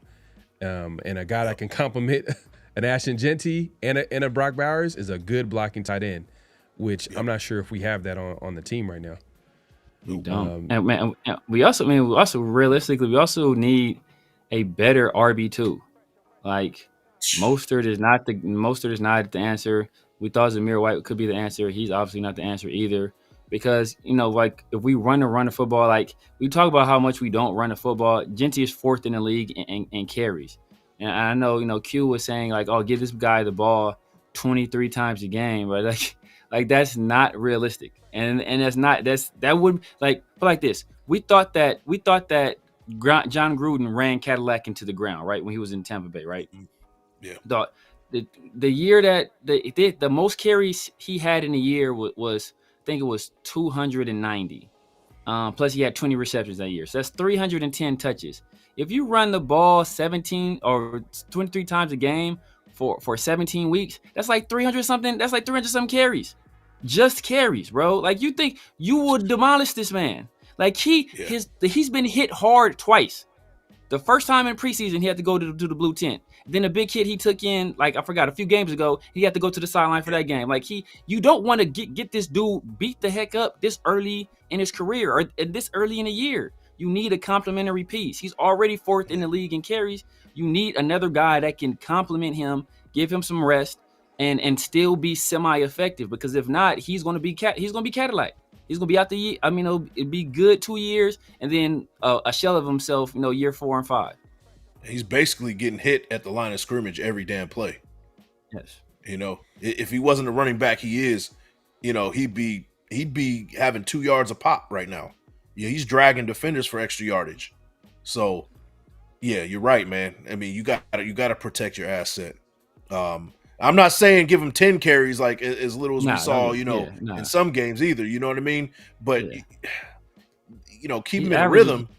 He's averaging 16 carries a game right now. I think that puts him about like 200 and something. It's still like high 200s, but it's not like 300 something. If you're trying to give him 23, like you said, like even the best backs in the league, they're not getting that many carries. Right. Shout out to my guy Ruben Russ with the super chat, man. He says having a good tight end too doesn't benefit a Raiders team with this many holes. Plus, Mayer has health and mental health issues. Trade him for a 5th or 6th. I like it. Yeah, I mean, look. At the end of the day, like we all know that tight end, the future of that tight end rooms lies with Brock Bowers. So you are right that having a Michael Mayer is a luxury. And even if let's say if he did play well, let's say if he did ball out and played well, like are the Raiders realistically going to keep a Michael Mayer on the roster? You know what I mean? Like they most likely he probably hit up free agency, or they might end up trading him to the highest bidder. It's more of a luxury thing. But like I said earlier, man, I think you need to start building around Ashton Jeanty. And that's another thing, too, to speak to your point, Severe, about you don't want to run Ashton Jeanty. Appreciate the super chat, Ruben. You don't want to run Ashton Jeanty to the ground, but there's other ways to get him involved that we just haven't really seen. I just feel like we haven't seen that consistently. Like maybe one game, like, oh, okay, Ashton Jeanty got some passes. And next game, it's like, and that kind of speaks to maybe the Raiders' like inability to like have an identity on offense. Like you don't know what to expect from the Raiders each game on offense or just from the team. And that's just the Raiders this year, man. It's just super inconsistent. That's what I want to see moving forward, like the second half of the season. Like find a way to get the ball to Ashton Jeanty outside of just running the football. Like what can he do in the pass game? Fine. I just want to see that. Just let's see what it looks like, because these are the guys that you spent high draft picks in at number 6 overall. Obviously, we know Brock Bowers is going to get the fall. Even Brock Bowers, you can make an argument. We haven't really seen Brock Bowers utilized. I mean, he's been unhealthy, to be fair. Hurt. Yeah. Week 1, he put 100. He put up 100 something week 1. So I mean, but there's still a what if factor with Brock Bowers, because we're like, man, like when you go look at what the Indianapolis Colts are doing with Tyler Warren. They're rushing the football on goal line with Warren. I'm like, man, like Brock is way more athletic than a Warren. Yeah. So they could, you know, you could picture. Yeah, go ahead. Look. Play call, man. Play call. Look at this. Listen to yourself. Imagine. We're at the 2-yard line. 3rd and goal. We need a touchdown. We run the ball with Brock Bowers and we don't win. What will people say? So, you know, you can't say we need to feed Ashton Jeanty and this, and then be like, but I want Brock Bowers to get some carries. Like, well, that wasn't my point though. My point was just more get to playmakers of football. That's my point. I wasn't saying I feel you, but except it was like, because if we run Brock Bowers, bro, like heads will explode everywhere. Like they will go crazy. So like, you know, it's like people say they want one thing, and then like they'll say, oh man, we need to run Ashton Jeanty at 50 times a game, and they're like, yeah man, but Jeanty, he hasn't really been getting off outside of the Colts game and the Bears games. Well, the offensive line is not blocking for. I'm like, bro, well, how do you want us to run him? And then say the offensive line ain't black? Like, which one is it? Like, you can't be like, oh man, you got to run him. But he's gonna be running into defenders like 50 times a game, and you know, like, so it's like people want to have it both ways. Like, we got to figure out a way to get production out of him other ways, as you alluded to, or we got to figure out a way to scheme it up or block it up better to give him more opportunities, get him in space, you know, do some other things with them. But like, they want to have it both ways. Hey, you got to address this, Severe, man. Perry says, I think my man Severe got it out for Jeanty like Cash Patel got it out for Hey, Terry Rozier gives. I just want to see production, bro. I want to see production. Y'all got more excuses than R. Kelly doing the Gayle King interview, bro. That's like this. Y'all got more excuses than R. Kelly doing. Man. Like, I just want to see. Don't blame everybody else. When I see him, you know, don't blame everybody else. That's hilarious, man. Yeah, man. Like, everybody accountable, man. Chip accountable, Brennan accountable, Jeanty's accountable. They're all accountable for the lack of production. So like, don't shirk the blame on everybody else. Like, keep it where it's at. If those 3 guys are accountable. Yeah, I hear you, Severe, but it's. You make it but you want to make excuses. It's like are you not disappointed with Chip Kelly at all? Like, are you disappointed with Chip Kelly? Yeah, I'm disappointed with Chip Kelly, but I'm disappointed with Ashton Jeanty too, because I watched the film. I watched the All 22. I see the lanes there. I see him not making the correct reads. I see him getting out in space and not making guys miss consistent enough. Is he able to run through tackles? Yes, but I don't want you running through tackles. I want you to make guys miss, get extra yardage, because that missed tackle is going to make you go 5-10 yards. That broken tackle, you might get an extra 2 or 3. Like, I don't want extra hits where less yardage. I want you making guys miss for more yardage. Right. So is Ashton Jeanty not a rookie? Yeah, he's a like, running back is supposed to be the position that translates the best from college to the pros. But And I was told he was generational. But rookies are rookies, right? Rookies are rookies, right? Generational. Rookies are rookies, yeah. But I was told he was generational. Like, don't move the goalpost now. I was told he was generational. I'm not moving the goalpost though. I'm just saying he's a rookie. He's a rookie. I was told he was the best player in the draft. I was told he was gonna come in right now and be top 10 back. I was told he was generational, the best back we've seen since Adrian Peterson, which was the best back we had seen since LT. Like, I don't want to hear no excuses when those are I didn't put that on him. I said I thought he'd be a good player. I don't know if that broken tackle stuff would translate. It looks like it's translating a little bit, not as quite the level it was at Boise State, but it's translating. But I didn't put that on him. I think he's a good player, but I don't think he's generational. So when you're good, you need stuff around you to help you. That's the position we're in right now. Because he's a good player. He's not bad. He's not trash. He's good. But he's not generational. And that's what people were. And that's why I said, unless you're Adrian Peterson, unless you're LT, I'm not drafting a running back in the first round. Even Jahmyr Gibbs, who people was like, I thought somebody said, oh, people consider him a bust. Jahmyr Gibbs went for over 1,000 or 1,200 all-purpose yards as a rookie. Almost rushed for 1,000 in a timeshare. As the number 2 guy in the timeshare with David Montgomery. So like, I don't want to hear people saying that, I'll give you this point. I'll give you this point, man. People are saying the same thing about Jeremiah Love right now that they were saying about Ashton Jeanty last year. Yeah. Kind of going through the same processes. You got a point. Yeah, I mean, an argument can be had as far as like the value of taking a running back, especially in a Raiders situation, because they have a lot of different needs. And like I said, like at the time, like I wasn't leaning towards taking Ashton Jeanty. I thought, I thought the Raiders should have took an offensive lineman. They went ahead and got, Ashton Jeanty. Yeah. You put Ashton Jeanty in Detroit, bro. He going for 1,500 yards, but we ain't Detroit. Yeah. But like he got to get more than 6 carries. Yeah, you go into a Kansas City situation. You go into a Chiefs game. Dictate the play calls though. You also got to run more than 30 plays. Exactly, bro. That's my point. The situation dictates play calls, bro. We were down 14 after 2 drives. The first play of the game, Ashton Jeanty gets a carry, and he had 1 carry. No, he had 2 carries. He had 2 carries. One was called back for a penalty. And what did he get in that second carry? 2 yards. So the first play he got 3 yards. The second play he got 2 yards of official carry. It was 1 carry, bro. One of them got like 8 yards. One carry that was 8. One carry got 8 yards. Jack Bech got called for illegal formation, offsides on offense. Then the next play he got 8 yards. But that wasn't that drive. That was like the 3rd drive. We were already down 14, and it was that was on 2nd and 13. So they weren't looking for a run. They were looking for pass. He got 8 yards. And then I think we got a penalty after that, and then it was 3. And like we end up punting. Then we didn't get the ball back until the last drive of the game with like 20 seconds on the game, and we gave Ashton Jeanty a run on that play, and that was like for 6 yards. And that's how we closed out the half. Like the situation dictates play calling. We can't keep running you into the ground if we're not getting chunk yardage, or if we're getting our teeth kicked in. Like it's just not realistic. Like we love to, like if you want to say get them involved in the pass, cool. But we're not going to be running the ball. But the thing is, though, like, see, I knew this conversation was going to start, and that people were going to say, oh, well, they're down this many points, so that's why, like.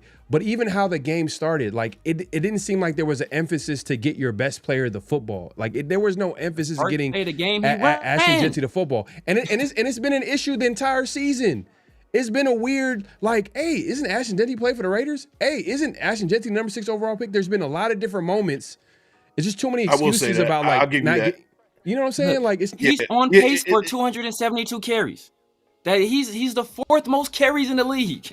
He's on pace to run the ball 272 times. Like this, you know what? Like, I don't know where this. Two things can be right though. 2 things can be right. 272 is where you want them to be. You don't want them no more than that, right? But when you're down 14, get them out of the backfield, bro. Some catches. Yeah. Let's treat them like Alvin Kamara. Like, give them some catches out of the backfield. Right. When they're down 14, they completely just don't even look at Jeanty no more, bro. Like, they keep throwing not it even to in Thornton. The passing game. They keep throwing these comebacks and these little shorter routes where he's not even getting open to Thornton. and expecting like keep doing the same thing over and over again, expecting different results.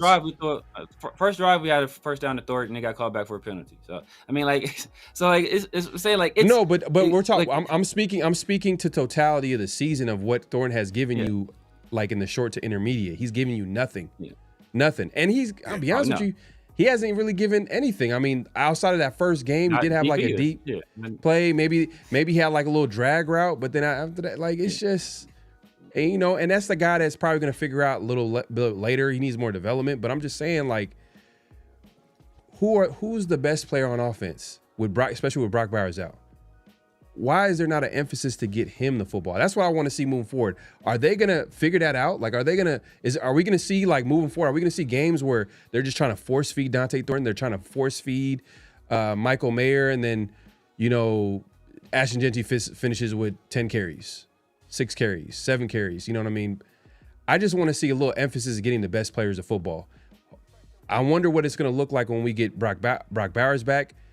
You know, because if Brock Bowers didn't get, look, if I bet you there's going to be an uproar if Brock Bowers doesn't get the football. Like if he gets like 3 targets, everybody's gonna be like, what is going on? Why are we not giving Brock Bowers the football? But, you know, since Jency's a rookie and, like, you know, there's a lot of excuses with, I would say, like you're saying the situations could dictate, which I totally understand when you're down like a lot of points, you gotta pass the football. But then I'm also looking at how the game started, and I'm also looking at the entire season. There's always been questions about, like, where's Ashton Jeanty? Why is he not giving? Why can't we see? Like, it took him like 3-4 games to get him involved in the pass game. You know, it's just moments like that. We got another super chat real quick. Let me go ahead and address this real quick. Hey man, Severe, if you can take it real quick. Yeah, I'm a UCLA guy, left chip, but his play calling has been horrible. I've seen one RB screen the whole year. Chiefs game first 2 drives are supposed to be scripted. Jeanty should have touched the ball more. But, like, when you're down 14 after the first 2 drives, bro, your script goes out the window, man. You don't keep your same script because the game dictates you going away from the script. Like the first play of the game, we run Jeanty, 3-yard run. Right, I think we get a first down on that drive. That drive ends, I think, because of a penalty. Second drive, the drive starts. I think Geno fumbles the ball, so we're already 2nd and 12. And then I think we run. I think that's when we run Ashton Jeanty. I think it's 2-yard gain. We throw another pass, and then we punt. Like you know, like and then you look up, we get the ball back. We're down 14. It's like, bro. You want us, and then I think he even still ran once on that drive. So it's like, what you want us to keep just like we're going 3 and out. He's running the ball. He's not getting a lot of yardage. We're not getting first downs. We can't just keep pounding the rock when we're down 21 points to start. Like it doesn't make any sense. Here's the thing, right? It's like shooting 2. It's like you shooting 2s. When you're down 9 with 30 seconds left in the basketball game. It's like, man, you got the best mid-range jumper in the league, bro. Why you like, bro, like, no. Why, like, make it make sense. Yeah. Hey, and to be honest with you, man, like, when you get down that fast, usually offensive coordinators kind of script those first 15 plays. Yeah. We are 15 plays in the game. We're down 21 by then, bro. Exactly. Like by the time we got our 15th play, we're already down 14 to maybe even 21. Like, yeah, bro. And to me, the bigger problem with that is where's the adjustments? Where is it happening? So, okay, so you can't run the first 15 plays. All right, you're down 14. So what do you do now? You gotta start mixing up the play calling. Find your running back out of the backfield for some passes. You know what I mean? Move Jeanty around. You know, he's the best kept secret as far as catching the ball out of the backfield.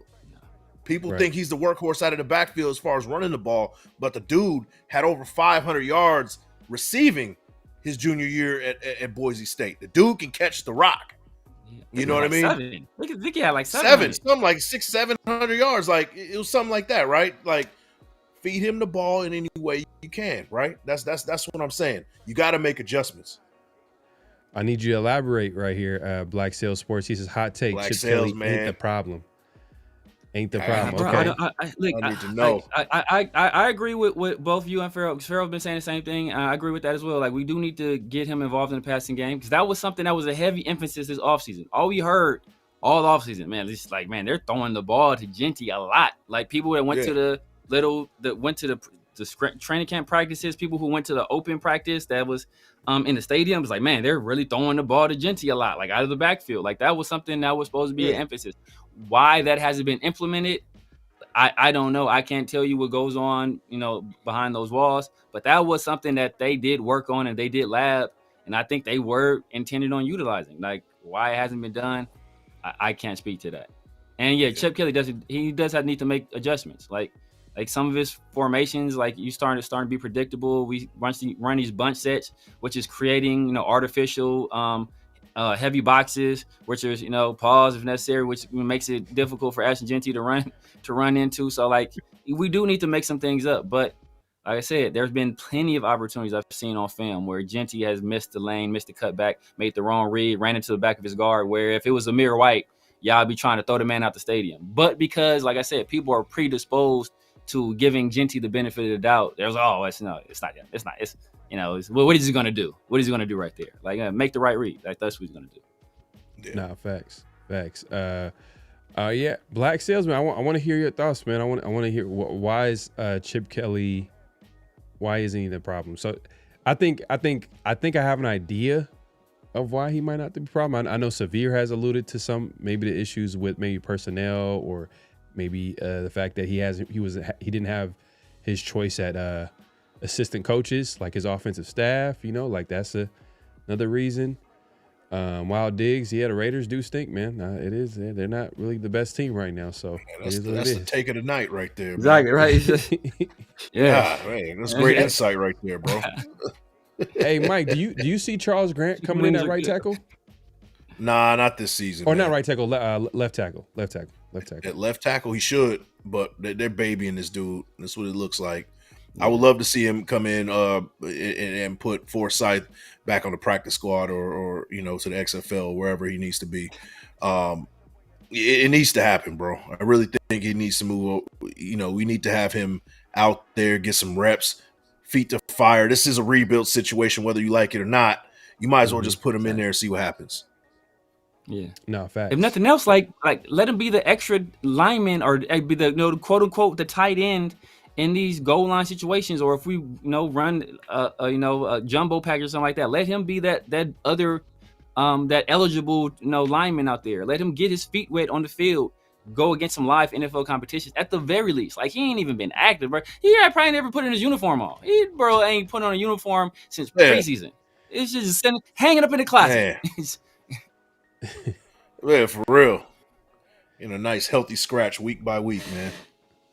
But yeah, man. Hey, Mike, man, we appreciate you coming through, man. It's been a great conversation, great show. Shout out to Q Meyers once again for him coming through, and obviously Big Mike coming through and having a great conversation, sharing his knowledge, real quick before you head out, Black Sales Sports, I think he's gonna let us know what his thoughts are. Oh yeah, Let's see, man. Shout out for the super chat. Black Sales, man.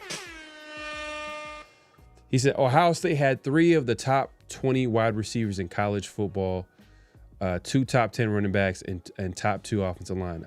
We have the weakest wide receiver core, no Bowers, and no Mayer trash O-line.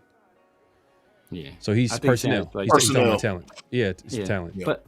But even then, bro, I saw him at UCLA. I seen him turn Greg Dulcich, a walk-on wide receiver, into a second-round tight end, one of the most productive tight ends in the nation. I seen him grab Britton Brown from, I think from Duke, and turn him into a productive player. I seen him grab Jake Bobo from Duke too, and turn him into a productive player. I seen him grab Joshua Kelly from I think he was at what's the school? Not Pomona. I forgot what, but some school with a P. But I seen turn him into an NFL player. So I've seen him do it with lesser talent. Like I've seen him turn like guys that aren't even in the league and have one of the top offenses in the league. He got Dorian Thompson-Robinson drafted. Yes. Exactly. So I've seen him do it. So I don't know what it is. I can put my finger on it, but look, we need better. Look, can we agree that at the end of the day, you need talent? We can all agree, like you need talent. Like in order for you to be successful, especially in the NFL, just period, you need talent. But we can all agree, like good coaching raises the floor. So we should be able to see some good things from Chip, but it's just, I don't know. I'm not seeing it. maybe as the season goes along, we might see, maybe he's adjusting to the NFL because he's been in college, for a few years now. Like, let's see if he can make some adjustments. But I don't know. I'm not seeing 100% with Chip Kelly. But to Black Sales Sports point, offensive line struggled. Mayer was out. Bowers has been out. Bowers is our number one option. The reason why we kind of disregard the wide receivers a little bit was when you have a number one option like Bowers, they just got to be good role players. Yeah. And we kind of made sense of it that way. But, he's been hurt. And now, it puts a lot of pressure on, the rookie wide receivers, even a Q Meyers who, solid receiver, but he's not a number one receiver. He's more of a good number two, in my opinion. But, man, appreciate the super chat. Mike, man, like I said, man, appreciate you coming through, man. Let people know where they can find you, what to look forward to, all that good stuff, man. Man, yeah, you can find me at Big Mike Raider. Man, go ahead and search it on YouTube at Big Mike Raider. Across the board, whether it's IG, whether it's X, you can find me there, man. I be talking a lot of shit these days, so go ahead and give me a follow. And shout out to Perry.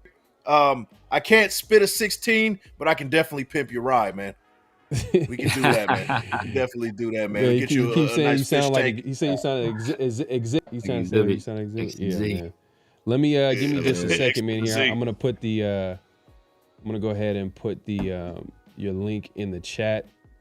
If my mods are in the building, also go ahead and do that. I was out your neck of the woods a few weeks ago, Big Mike. My son had a game at John Muir out there. Oh shoot! Okay. Yeah, nice, man. I was beautiful there. Pasadena, man. That's what's up, man. How's he doing? Everything good? He's doing well. He's doing well. Yeah, doing well. Nice, man. And then we got another super chat. Ruben with another super chat, my guy. Appreciate the super chat. He says Chip isn't the problem, but he's definitely not worth the $6 million. Facts. Hell no. Not right I now. know he has more in his tool bag. He just working with a QB who can't read the field. Yeah, that's another thing too. We didn't talk about. Geno's played terrible. He's not helping nothing.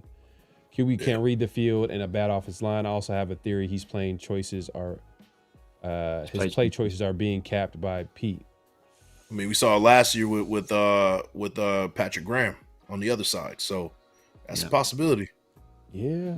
Maybe that might be the Pete effect right now. Like, hey, Pete is just he's stressing out there. He's expected to win because what did he say in that presser before the bye? He was like, I expected to be ahead. You know what I mean? Like, he's kind of shocked. I don't think he's ever been in a situation where he's coached a team this bad. Yeah. That's a cold conversation in and of itself, man. But my salute to my dog, Big Mike, man. All right, man. Appreciate you coming through. All right, man. Hey, appreciate y'all, man. All right, man.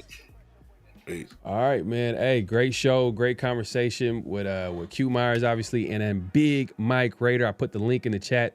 Definitely subscribe. Obviously, you can find Q Meyers, Locked On Raiders, and everywhere his media is available. Definitely check him out. But we're gonna get into our usual. Actually, you know what? Let's go over like last week and how we did with NFL picks. We're gonna get into NFL picks real quick. If you haven't already, make sure to click in, hit that like button, hit that subscribe button, hit that notification bell. We got Diggs, you're a Chiefs fan? Come on, man. What are you doing here, man? We got a Chiefs fan in here? Come on. Gloating. I can't mad at him. Hank Schrader, man. Hey, that Breaking Bad, man. That's a good name. Yeah, for sure. But yeah, let me go ahead and pull up the results from last week. So I actually went 9-5. I've been consistently getting 9-5. I don't know why. It's just the way it's been happening. I'm gonna have to change some things up because I have not got more than 9 wins this season. Severe, me and you, we're tied up, man. We're just simple and plain. And our guy Minted, shout out to him. Hopefully we'll get him on soon. He went 10-4, man. He's been doing his thing. Steadily increasing the league, man. Dang. Yeah, man. I tried the zig. I still ended up with the tie. Don't make it. You tried though. You tried. But man, me and you are tied up right now. 59-41 and that one tie, obviously, with the was it Cowboys and the Packers. And the Packers, right? Yeah. And then Minted, he's 67-33, man. He's in one. So he's comfortable right now. He's comfortable. Coasting. So we're gonna have to make a move with this NFL picks. I'm gonna go ahead and set that up right here, man. Severe, if you want to hit up the chat real quick, right? So I can set up the NFL picks in just a second. Yes, sir. Yes, sir. Yes, sir. We're gonna get up out of here. Let's see. Nah, Francis, we haven't done the picks yet, man. We haven't done the picks yet. We're gonna start. You want to do a 12-leg parlay? That's wild. 12-leg parlay. You probably bet $2 and win like $250,000. Man. If you're getting them things. I think that was a bet one year. Somebody had like some crazy parlay going, or if they won it, I think it was like off a $25 bet, they would have won like $500,000. I think they won every game except I think they needed somebody to beat the Rams in the first game of the year. It was somebody trash and the team lost. I forgot who it was. It was a crazy parlay. They was very close to hitting it. It was one off. All right, well, I'm getting ready to. We're gonna start this the picks in just. I'm watching Perry. Here. I'm watching Perry. I'm gonna have to go back and look at all my picks, make sure he ain't sandbagging. Like Severe pick 2, not today. Hey man, this is all. Hey, you got your proof, man. This is all recorded at the end of the day. It's all recorded at the end of the day. Farrah's an upstanding guy. He's an upstanding guy. I trust him. All right, here we go. So we got that stuff. I find out. All right, man. So we got the first game. Here. We got Dolphins and Falcons. Yes. Who you got, Severe? Got the Falcons, man. The Dolphins are at this point. I think it's I said it was any good. I said it was gonna be nasty last week. I think the team done quit on Tua for sure, and I think they just don't. This Mike McDaniel's not resonating with them anymore. I don't think they've quit on him, but he's just not resonating. Yeah, it's pretty much done for them, and it's going to be crazy too. Are they gonna be a team looking at quarterbacks? Yes. By the time that draft rolls around, because Tua, man, like I said earlier this week, man, you hear coaches lose the locker room, but man, Tua is literally losing the locker room, or if he's already lost it, he might have already lost it. So I'm definitely going Falcons. Let me go ahead and check and see what my guy Minted got here. I'm sure he went Falcons too. Mm-hmm. I'm pretty sure. Yeah, he's not gonna pick the upset here because I think Waller's out for the season, or he's on IR right now. Damn already. Yeah, man. Yeah, man. He's just at this point in his career, he's just it's tough. Yeah, he's going Falcons too. So Falcons across the board. Let's see what the night crew is talking about here. Perry says, "Do you think Tua saying shit? So he's saying because he knows this is last year plan? He didn't sign an extension with them? I thought he did. I thought they signed him to a contract recently. Is this maybe it was a while ago? No, I don't think so. I don't think it was that long ago though. I think it's fairly recently.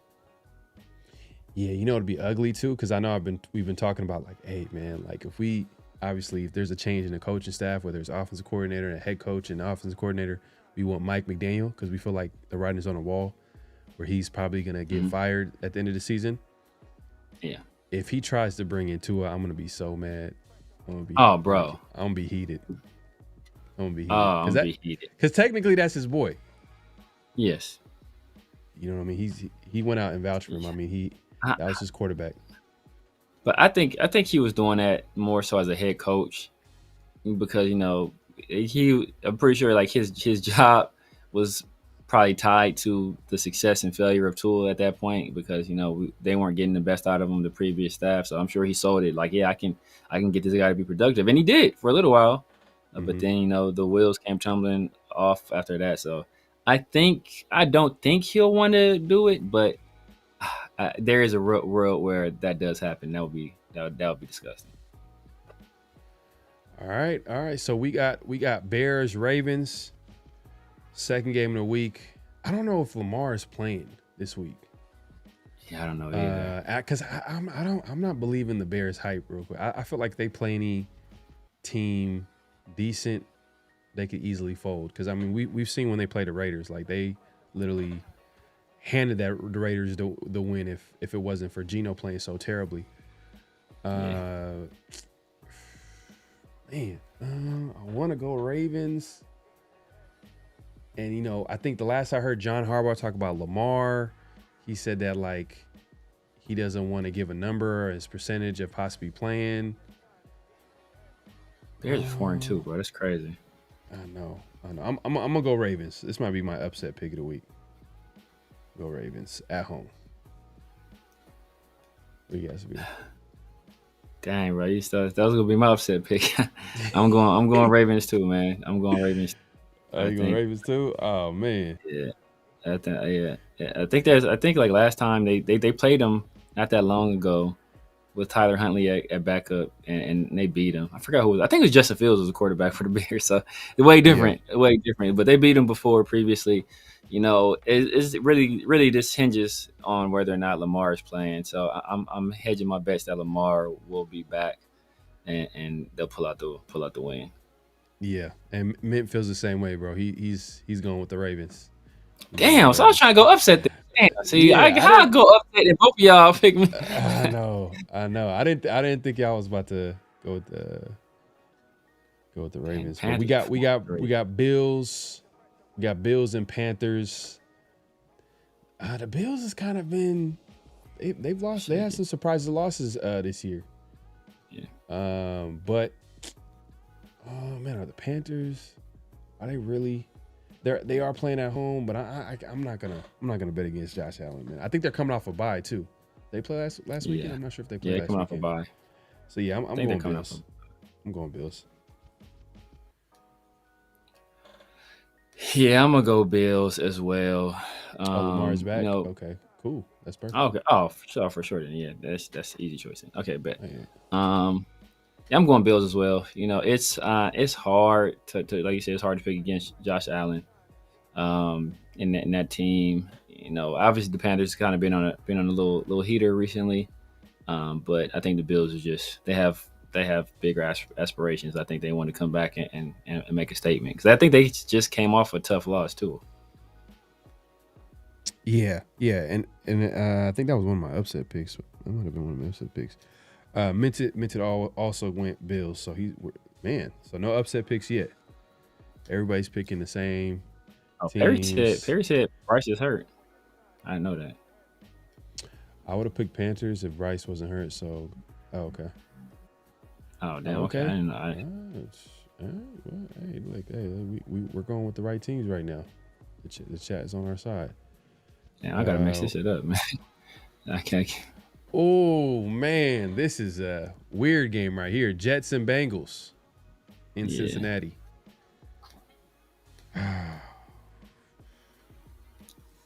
This one is tough because I don't trust none of the teams. But if I'm going off who obviously is playing better this season is the Bengals, even though they've lost Burrow for the season. Yeah, I'm gonna have to go Bengals home team. Yeah, because the Jets, I don't even know who's going to start at quarterback. It's going to probably be Tyrod. I hope the Jets win. I hope the Jets win because if the Jets win, that means that gives the Raiders a little bit more hope. If you know what I mean. Yeah. No, facts. Strategic substitutions. Is that substitutions? You know what it is, yes, sir. We might not be able to get in front of Jets. One thing that's good is that I think the Jets and the Dolphins. I think they haven't played yet. Or now, have they played? Okay. I don't know if they play yet, but they play each other at least one more time. So at least one of them got to get a win. So hopefully in that case it's the Dolphins because like the Jets may only win that one game. So it still might not help us out in the standings. So but in this situation I got to go Bengals. Joe Flacco. I think he saw a little bit of chemistry with him and Jamar Chase and T Higgins had a smooth little game. At home, Jets are bad Bengals. All right, Bengals. Let's see who Minton got. Hank says Flacco coming off a good game, but he's not going to play that crazy again. Yeah, he's good for one of Agreed. those. I don't know if it's going to be consistent. Minted also went Bengals. So Damn. far, everybody playing safe right now, man. Everybody's playing safe. What a bit. The don't know what Ravens it one is. was. I thought the Ravens one was risky. I just knew y'all was gonna pick the Chicago. Yeah, but that's what I thought too. Because Lamar was not a guarantee. I mean, the way like John Harbaugh was talking, but I guess it's official now. Okay. They might have came out and said that he's gonna play, or most likely play. So we got the next game. We got 49ers Texans. Who you got, Severe? Man, I'm gonna go 49ers. I hate to do it. It's Texans. They just can't block anybody. But Bosa's hurt. Still though, man, the Texans they can't block anybody, man. Like they can't protect CJ. I gotta go Niners. I hate to do it. I'm going 49ers.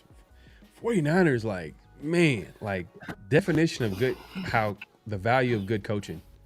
Because they've had like so many like injuries this year. I mean, and they still been finding ways to win the game. I mean, literally Purdy's out, their quarterback is out.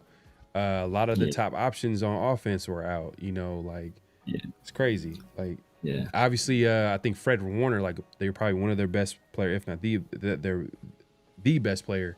He's out for the season, and they just find ways to win. I mean, think that those guys have been there a long time. That's part of the reason. That's part of the value of having continuity.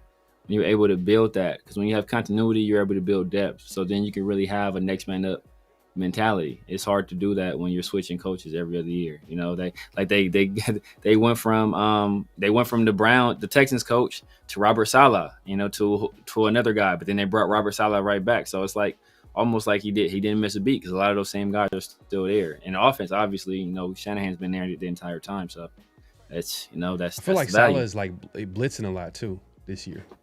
Oh yeah, because Bosa's been hurt. And so I think, but even like in the preseason, I know it's only preseason, but like, like they were blitzing a lot against the Raiders too. But man, I do want to pick the Texans here. Yeah, I almost did it, but they just can't protect CJ. Man. That's my only thing. They cannot protect CJ. But I don't know, man. I don't know if on the road, Texas, D'Amico Ryans. He might be able to have some intel. He's former, coach on that staff, so he knows what Kyle Shanahan likes to do. I'm gonna go Texans upset. I don't think that's a bad one, like you said, man.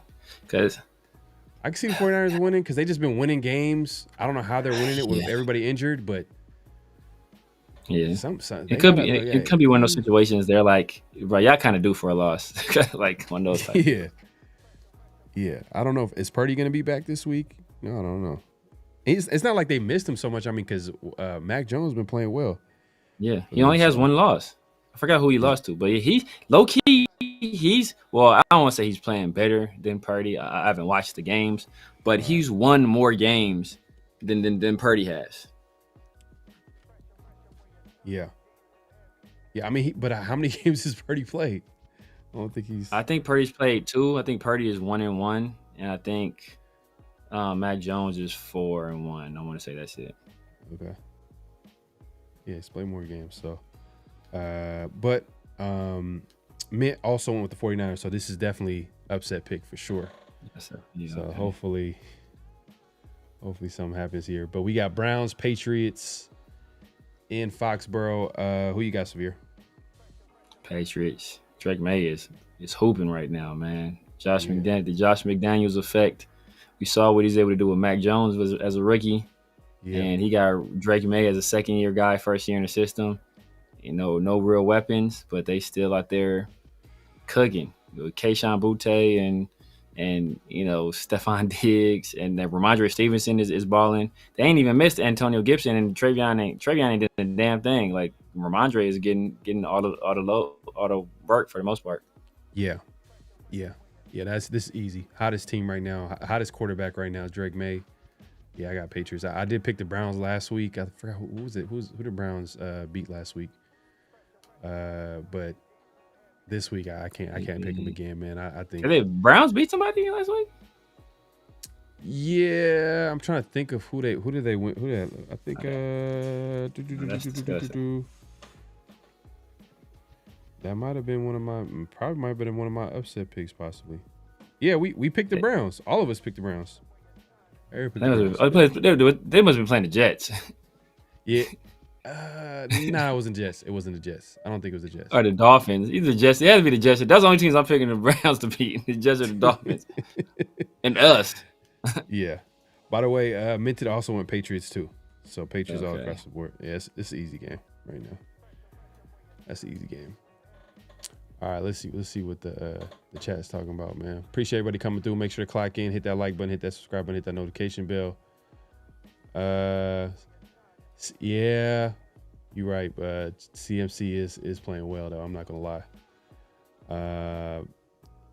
You said Mike Vrabel's not losing a rookie Dylan Gabriel. Facts. But that's the thing though. Their defense and I kind of like their that young running back out of Ohio State that they picked in the second round.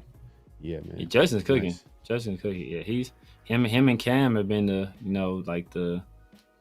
surprising pick. Well, it's kind of surprising, especially Quinshawn. He didn't really play in the preseason at all. He was like nothing. So he come out there balling like he did. It's crazy. Hey, Hank, just pray for me, man. I got the Texans an upset pick, man. So hopefully they can pull it out. Everybody in the chat's like Niners, Texans move the ball like they need to. Okay, all right, Yeah. all right. We'll see. I'm hoping DeMeco Ryans got something up his sleeve, man. That's his former. He was a assistant coach under Kyle Shanahan, so maybe he's more familiar with that team than other teams are. True. But we got Giants, Eagles. Well, this is not a tough game to pick.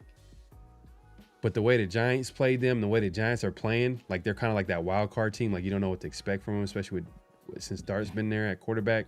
But I think the Eagles get their get back, man, in Philadelphia. It's a divisional game. They remember that game. They were embarrassed. Like they're gonna want to get their get back. So I got the Eagles. Yeah, Eagles. And plus the last game too, the way their offense came out, AJ Brown's finally got on track. Devontae Smith got on track. Jalen Hurts, had a really good game too. So I think they're starting to put it together at home, as you said, revenge game. Eagles. All right, cool. I think Minton got the Eagles too.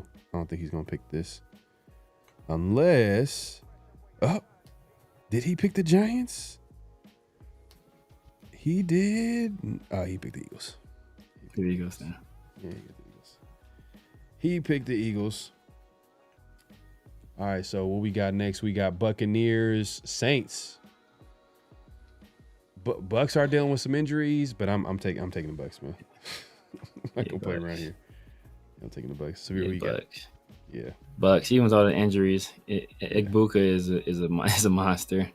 Yeah, and Tej Johnson's been a revelation. Tej Johnson, he's been balling too. Bro, no one really expected him to come out the blue. I mean, a guy 150 pounds running 4.6. He looked like he don't look like he's running 4.6 out there. I don't know if he slipped and fell on his 40 time or.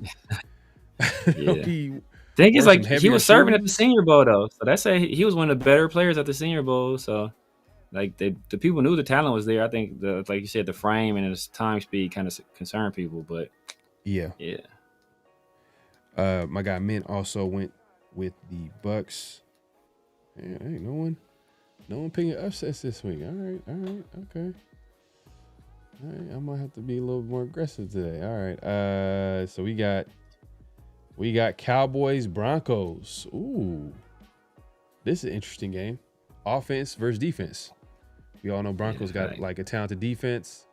Cowboys got a talented offense, but their defense is kind of strange, and Broncos offense is kind of strange too. I'm not gonna lie. But they did score like 33 points in the fourth quarter against the Giants last week, so I don't know if that's gonna start. That might be a trend. Man, I hate the Broncos too. I was talking a lot of trash on social media. Yeah, I'm going Cowboys. That's gonna be my pick. Damn, bro. I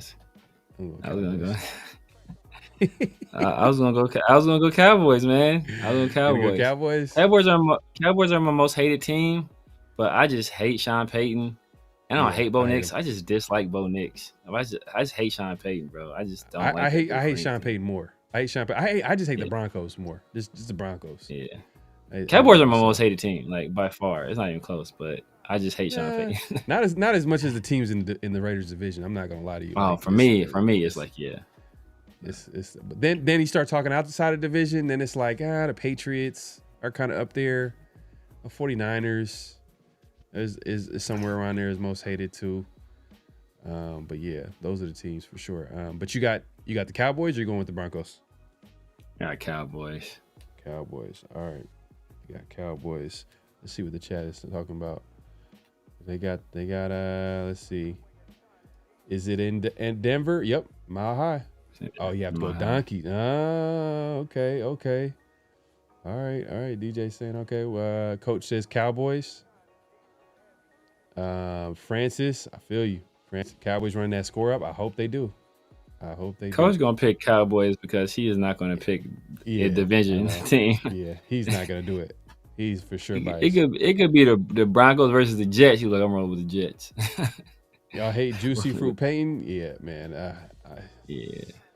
Especially because he's just, I don't know what the way he's taking shots at like Russell. I'm not saying I'm like the biggest Russell Wilson fan. It's just like, bro, like what are you doing? It's just like, and like the fact that I think it was last year. I think when Russell Wilson last year with the Broncos. Remember he was trying to he was playing well that year. Yeah. And he was trying to take away his injury guarantees on his contract. I was like, bro, that's wild, man. That is crazy. But yeah, man. So I think let me go ahead and check. Minted has. Let's see who he got. This might be okay. He got the upset. He got Broncos. All right. So we might be a little bit biased here because of Denver Broncos. Yeah, I hate giving them that too. That's what's I hate giving them that. I know. Minted. I'm sure he had time to think about it and stuff like that. You know, so he took his time and he for sure got the Broncos on that one. Titans and Colts. Oh yeah, this is easy. I'm going Colts. I'm not sure if Titans gonna win another game, but I'm assuming severe. You guys Colts. Colts. Yeah, it's Colts. It is a divisional game, but I can't even give the Titans that. I can't even give the Titans that. That's how bad they are. Colts. All right, so Mint got Colts. Hank says only way Dallas loses if Dak has his annual interception frenzy. That's true. Yeah, I feel that. They do got some guys in the secondary though. I'm not gonna lie. So, but hey, Lamb is healthy. Pickens is healthy. Pickens is playing like one of the best receivers in the NFL. The Cowboys could also run the football too. Former Cowboy. This might be a get back game. Former Bronco running back. Oh, Javonte Williams. Yep. Might be a big game for him. You know how that's true. That's how the NFL works, bro. It's like all the storylines, revenge games. Packers, Steelers. Who you got, Severe?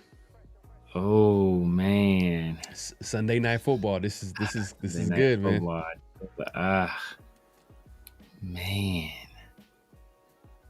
Man, oh man. You know what? Man, I'm gonna go Packers, man. I'm gonna go Packers. I know it's A-Rod revenge game.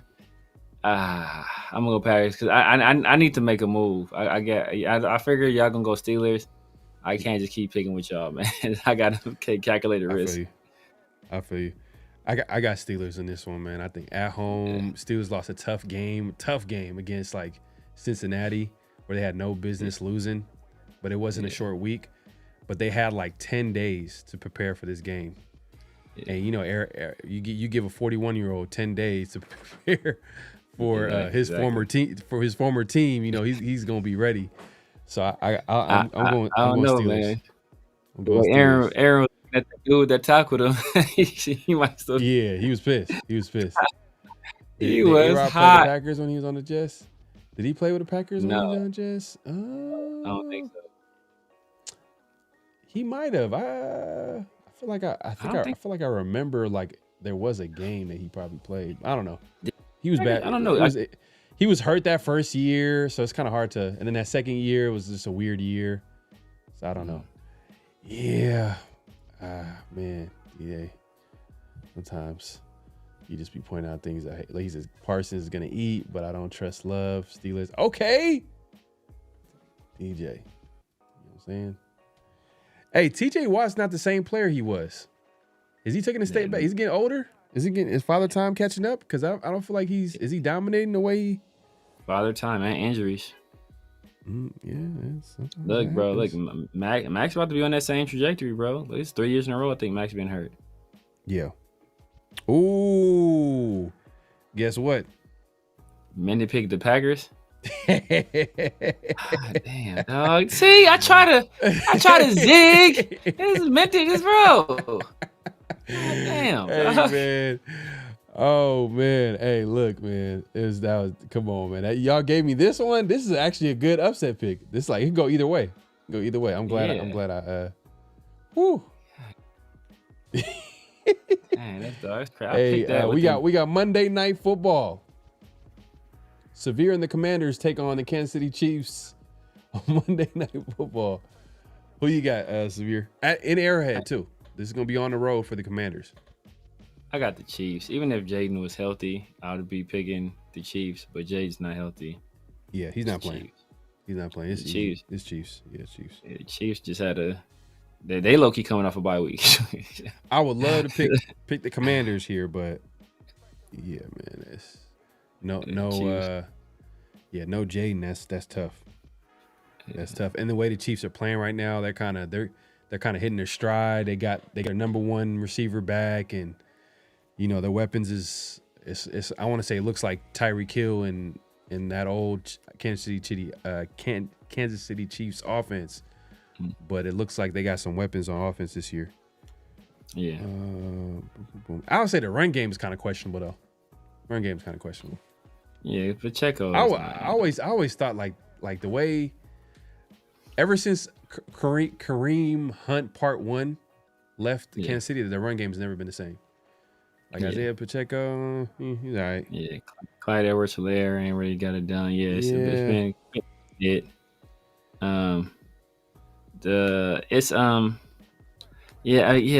know if it's like the read. I don't know what it is. I don't know if it's talent because I think they drafted Clyde Edwards-Helaire. I think it's like he was a 3rd-round pick or something like that. So Kareem Edwards might have been a 1st-round pick. Was he a 1st-round pick?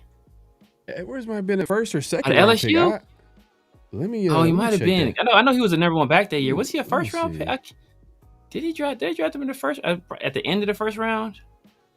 Let me see. I think Clyde they might have. Edwards. Was he picked 32? Clyde Edwards. Let me see. Yep, 1st round, 2020. Was he picked 32? He might have been like at the end. Yeah, of course. Like that's the Chiefs always going to be picking at the end.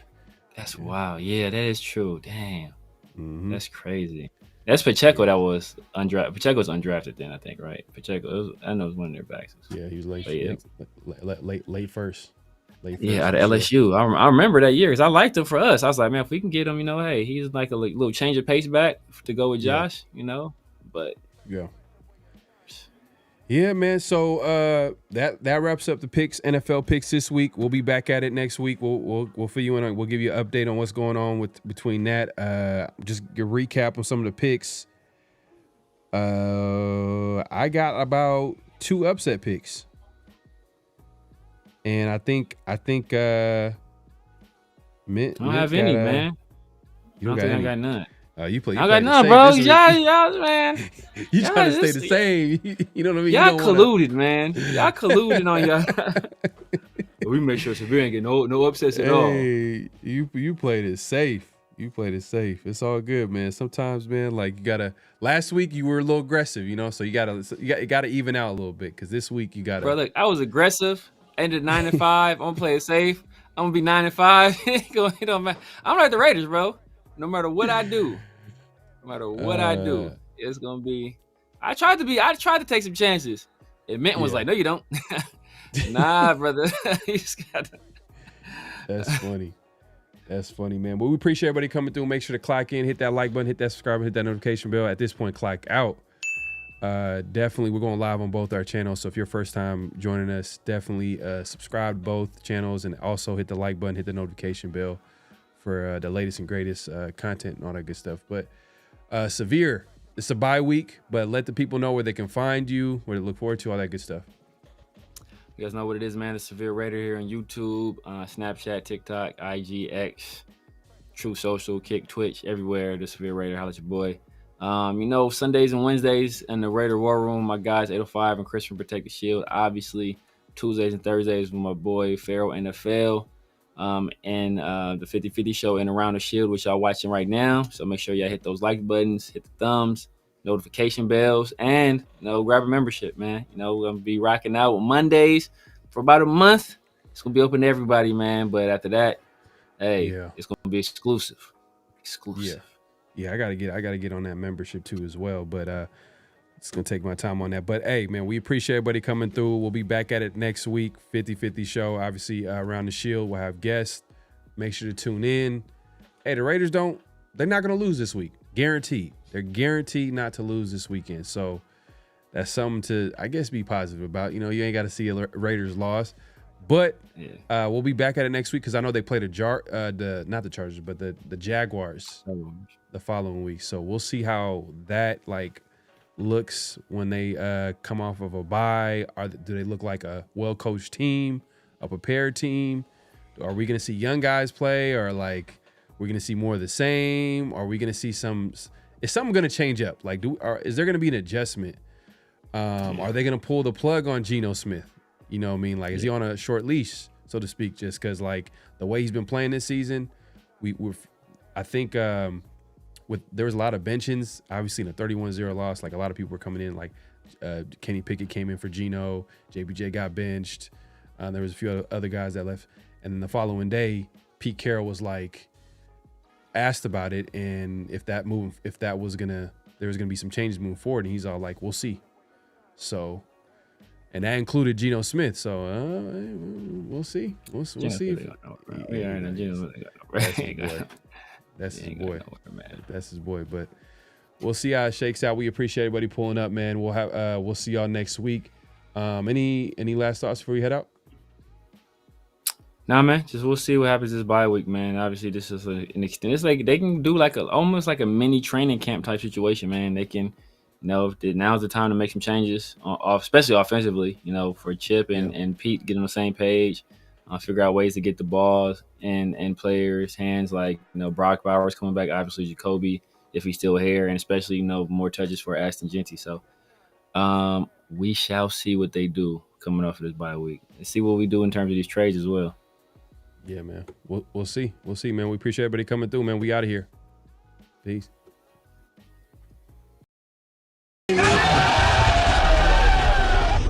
Hello? You play to win the game. You don't play to just play it.